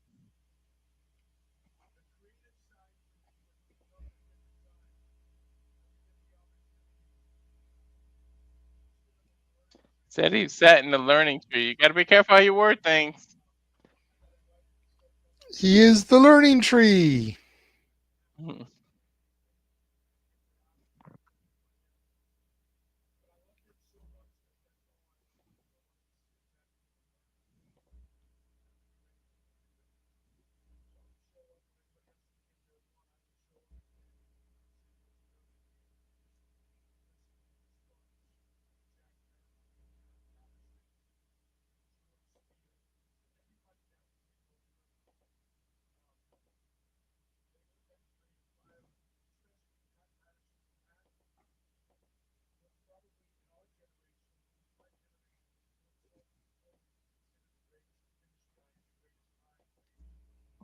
Said Pat Patterson is one of the greatest finished person.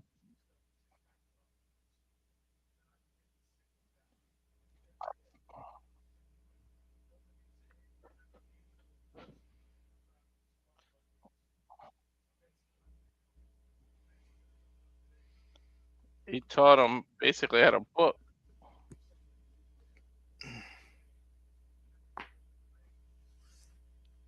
This business is not in your brain, it's in your heart. When you're done with the ring, you should do the side of it, Patterson told him.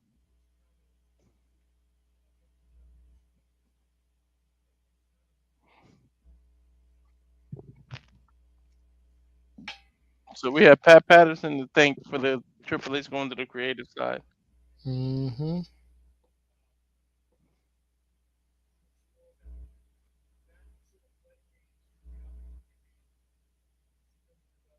It led him to be able to develop NXT.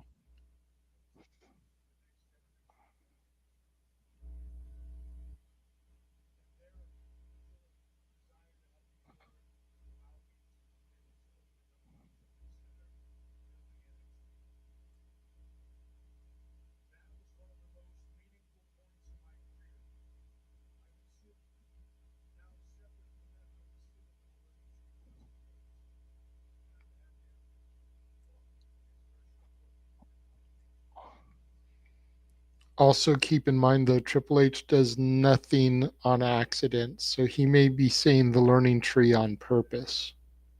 That's true.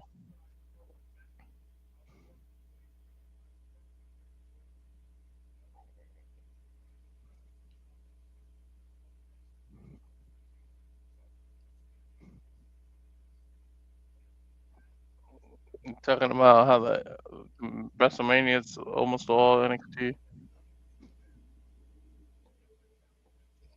It's true. Mm-hmm. With the exception of like Cena and Cody. Mm-hmm.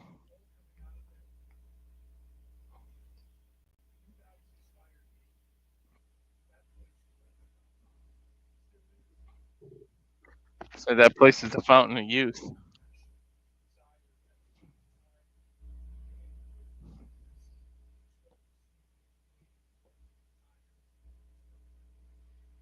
Get tired like we are right now, Hunter? It's almost 1 Right? o'clock in the morning, bro. It's It's 4 over 4 here. o'clock for you. Shit.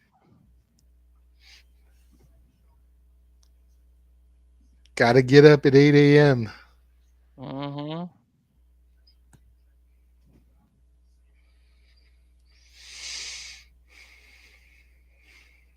Brought back his passion.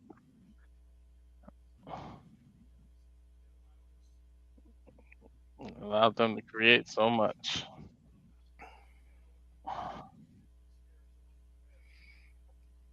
Thinking today's roster, Michael Hayes.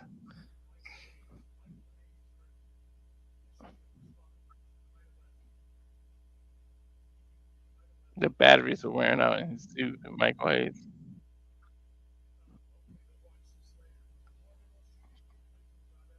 Saying Hayes' biggest heart.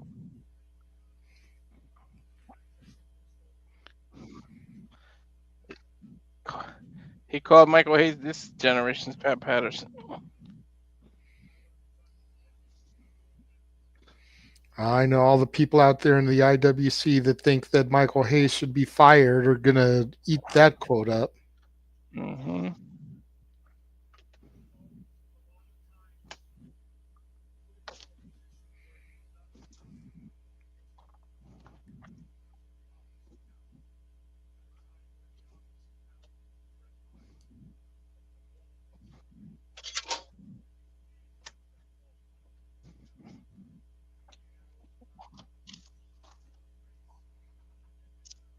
Now he's talking about Bruce.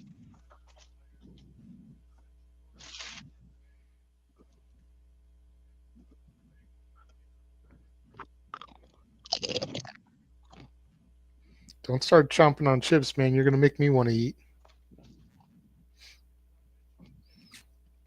I was Trying throwing to go something to bed away. here as soon as we're done. Mm-hmm.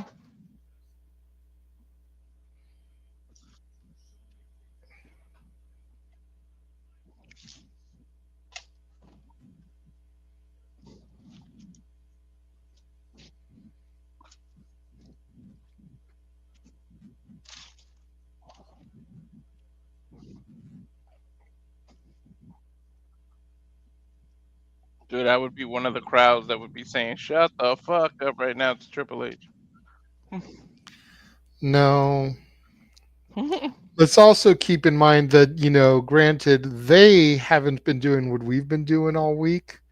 It's 1:00 on a Friday night in Las Vegas. They're still Most of gonna these be up people gambling. ain't going to bed for at least another hour.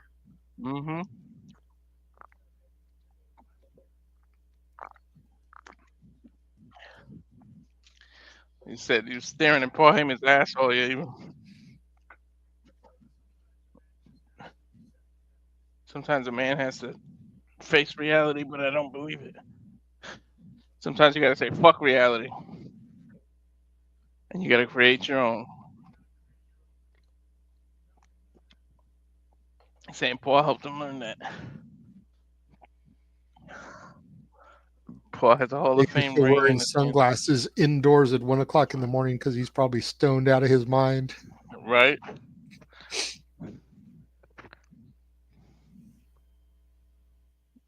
He's getting choked up talking about Paul. Paul crying too.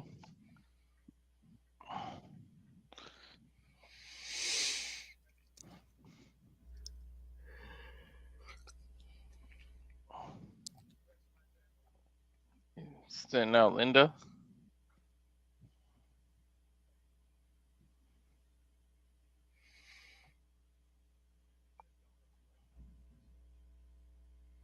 Oh shit.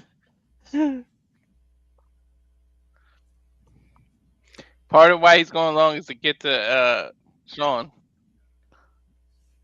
I'll get to pay him back for all the shit he put him through all those years.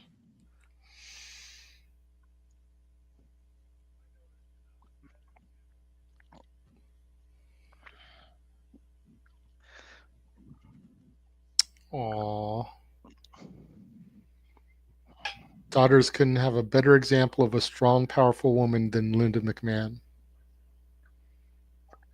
I guess you had to be in that household. Because looking from the outside in,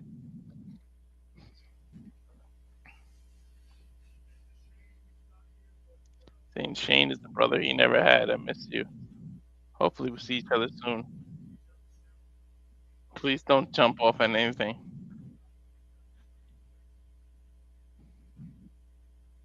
Somebody said, "Pull." He's got to thank his wife. Come on.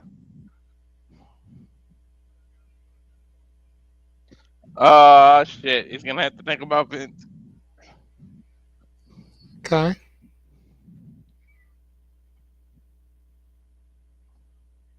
Complicated story, complicated relationship. But I wouldn't be there without him.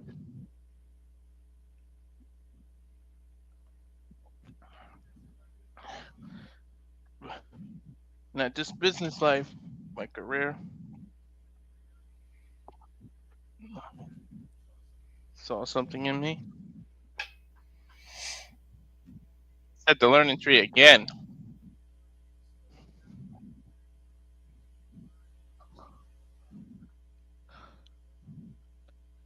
It wasn't just my boss. It wasn't just a friend or mentor.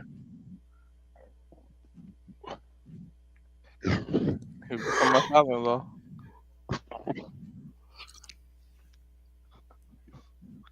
He's my wife's dad. He's my kid's grandfather. So it's complicated.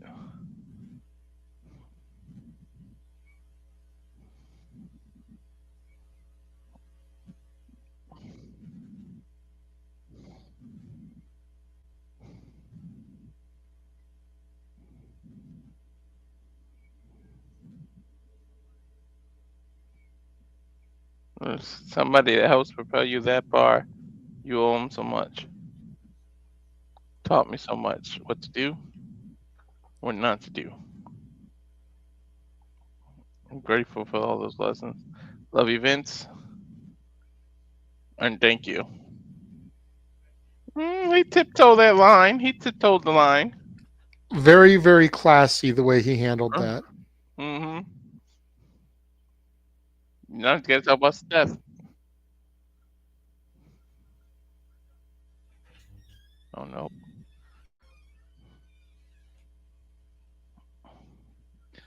God, Oh, the dead man. nobody in this business needs a measuring stick.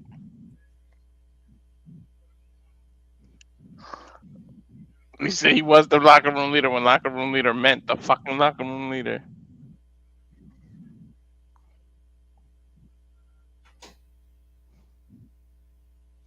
Did he learn so much from him? Did it earn his trust? He wouldn't speak to me but to say hello for a long time.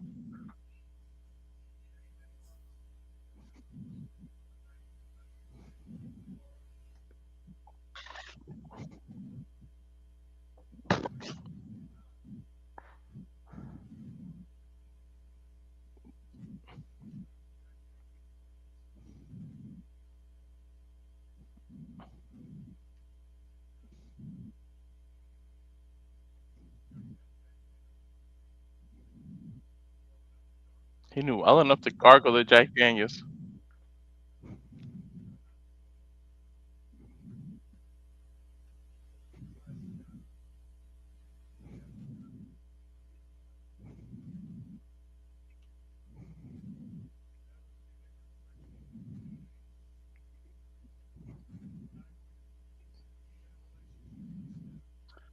When I began a relationship with Steph, it could have been the end of my career. If things didn't work out, could have been the end of hers. Could have been the worst thing in the world.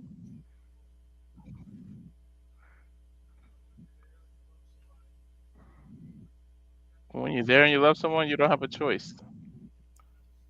Yep. I was stuck, and when I went to take her,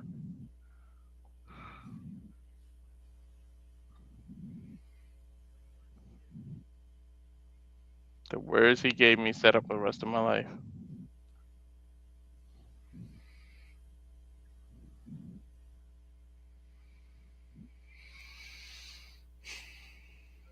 Know who you are. You know what you do. You know what you bring to your table. You're taking a risk. But if you love her, go get it. And anybody who doesn't like it can fuck off. Sounds like some Undertaker shit. Mm-hmm.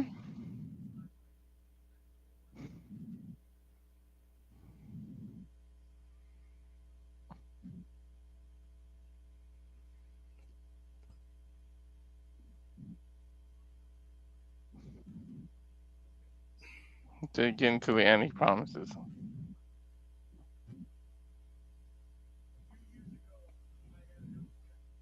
Oh, don't end it on health scare.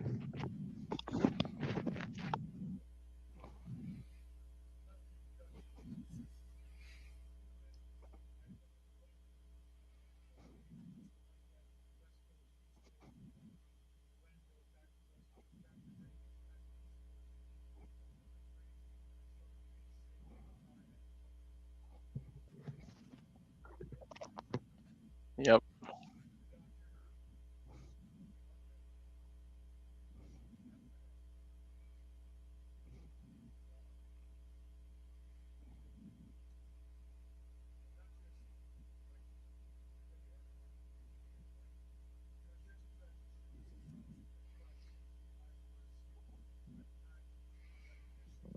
Wow.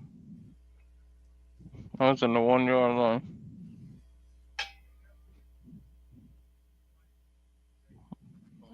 Mm.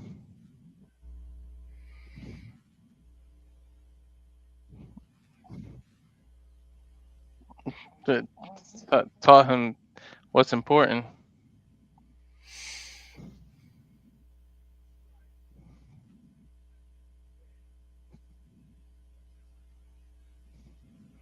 The people around you are what matter.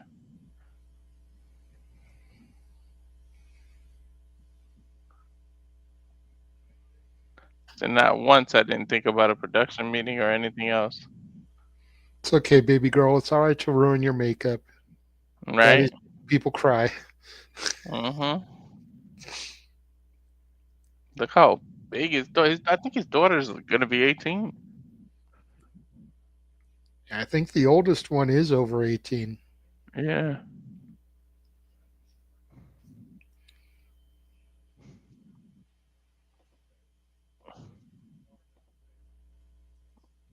Said I work as hard as I ever did, but I see things different.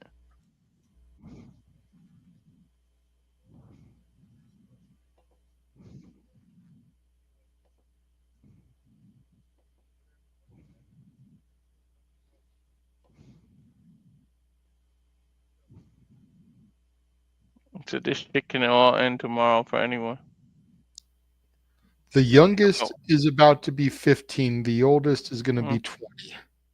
And then the middle one's about to be 18.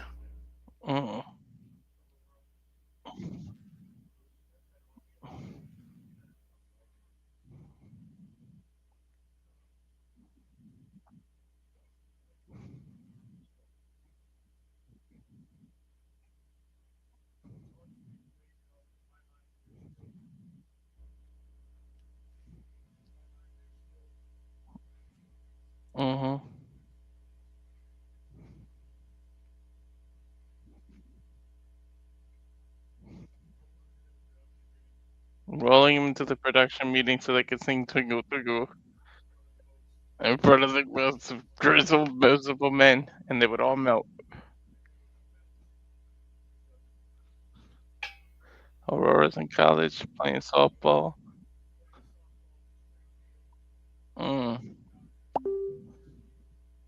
Doctorate in physical therapy. Jesus.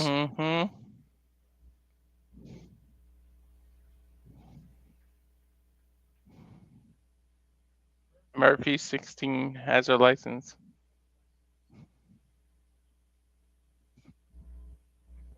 Rides horses, paints straws. And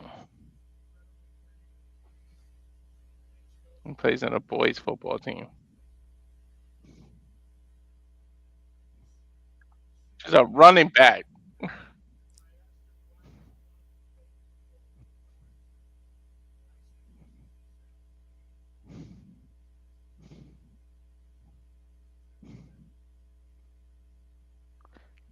Go ahead, baby girl. Hell yeah. Playing football with the boys as a running back. 14 going on 40.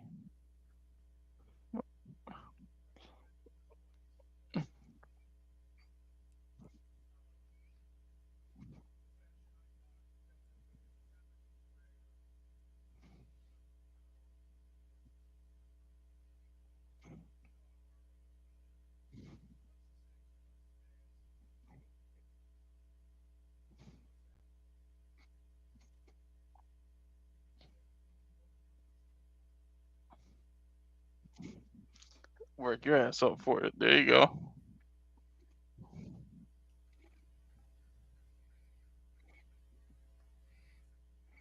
I love how it's all the women lined up there. You got Triple H's mama, the 3 kids, Stephanie and Linda. You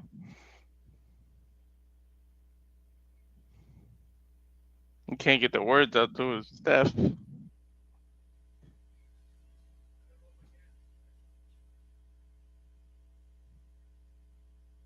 My best friend, my rock, everything.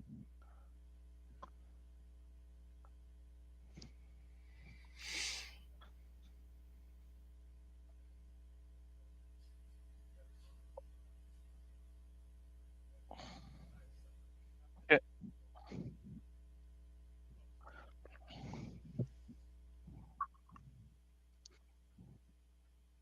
One word, forever.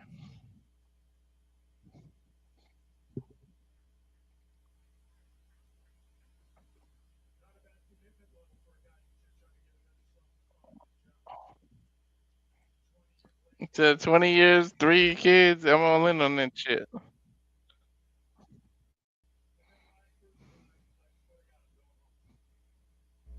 Let's bring it up, Nikon.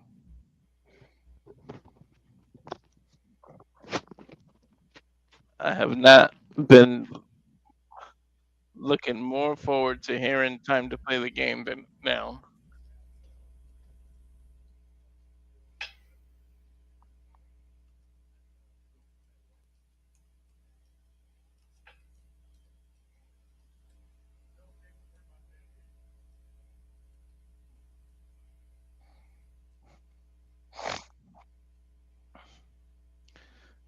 I just want to hear time to play the game. Get the fuck out of here.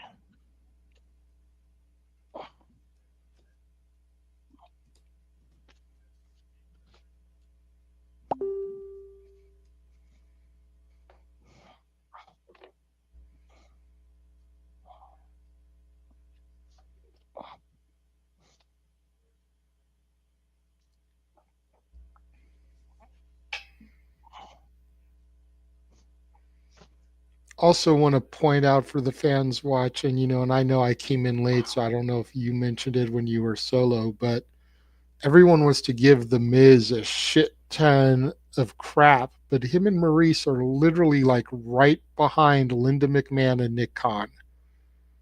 Like they are the second row behind the biggest names in the company. You Who? need to Oh, put some Miz? respect on The Miz and Maurice. Hell yeah. It's like he would not be sitting that freaking close if he wasn't a trusted member of the locker room. Hell yeah. And Maurice is right next to Randy Orton. I mean, just saying. Mm-hmm. Again, put some respect on The Miz's name. Mm-hmm. I always put respect on that name.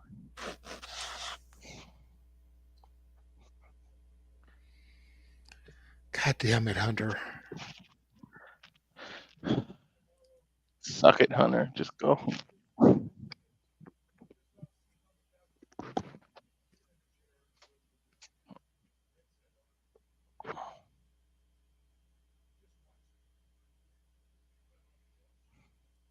Killing me, Smalls.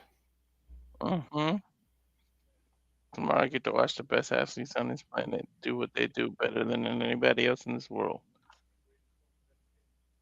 And the greatest form of entertainment in the world.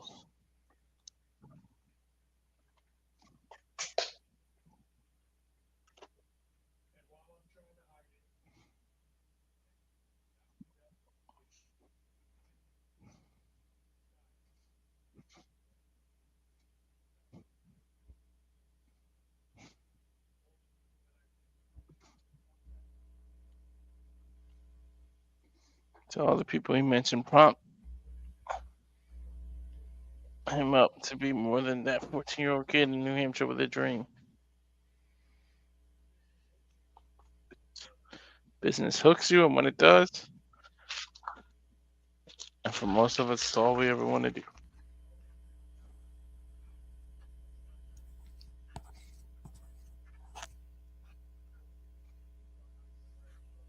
When you leave here, think about how you interact with others. Slightest come. Yep, it's true.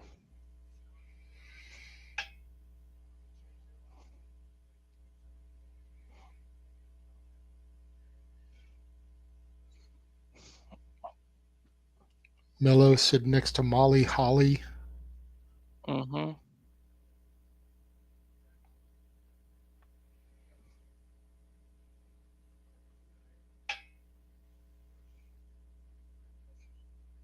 Surprised he's not sitting next to Kaylani. Right?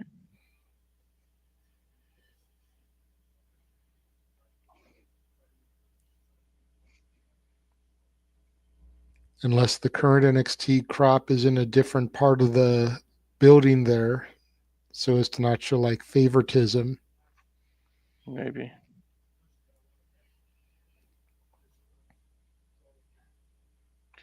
Last person I want to thank is all of you. Call it what you want.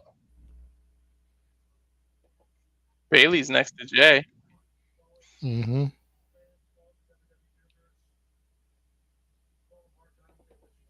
Call them Marks, fans. I don't care what you call them. None of us are anything without you. Respect. Mm-hmm.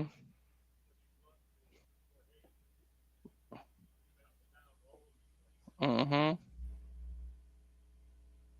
Ace has been up and down, and he said, "I hate you," and he said, "The feeling's mutual."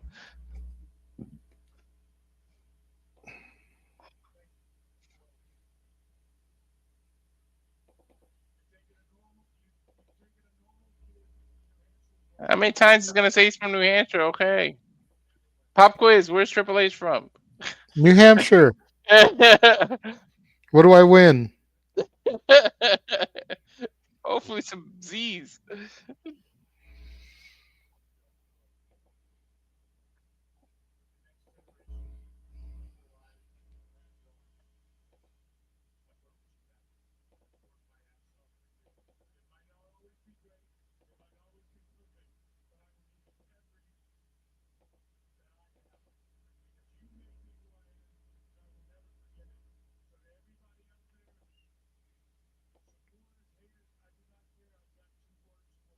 Suck it.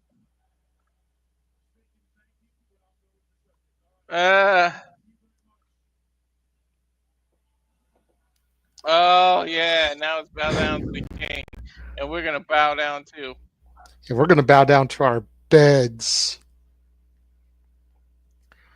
Thank you again for holding this down until the Joey Janela spring break event ended, and I was able to come in here and join you proper. Hall of Fame is always one of the things I look forward to doing every year.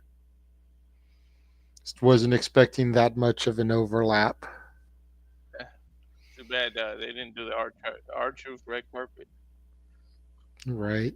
Well, they may still. That was the Slammies, which I think the Slammies are tomorrow Oh. or Sunday before the WrestleMania from the world. So they still might. All right. We're not going to waste a whole lot of time here doing stuff. You guys know who we are. You know where to find us. Tomorrow, 8:30 a.m. Pacific time, 11:30 a.m. Eastern time. We'll be back on the air for NXT Stand and Deliver. Technically later on today, not even tomorrow. Later on today. And then we've still got night one of WrestleMania. We've got Saturday Shenanigans. We've got the GCW Clusterfuck Forever. And we're going to leave you at that for right now. So for Mr. Reliable Walter Cruz, who's been calling all the action of this, I am the Renegade of Wrestling, JJ Williams. Thank you all for joining us. We will catch you all later on this morning after we get a little bit of sleep. See you on the flip.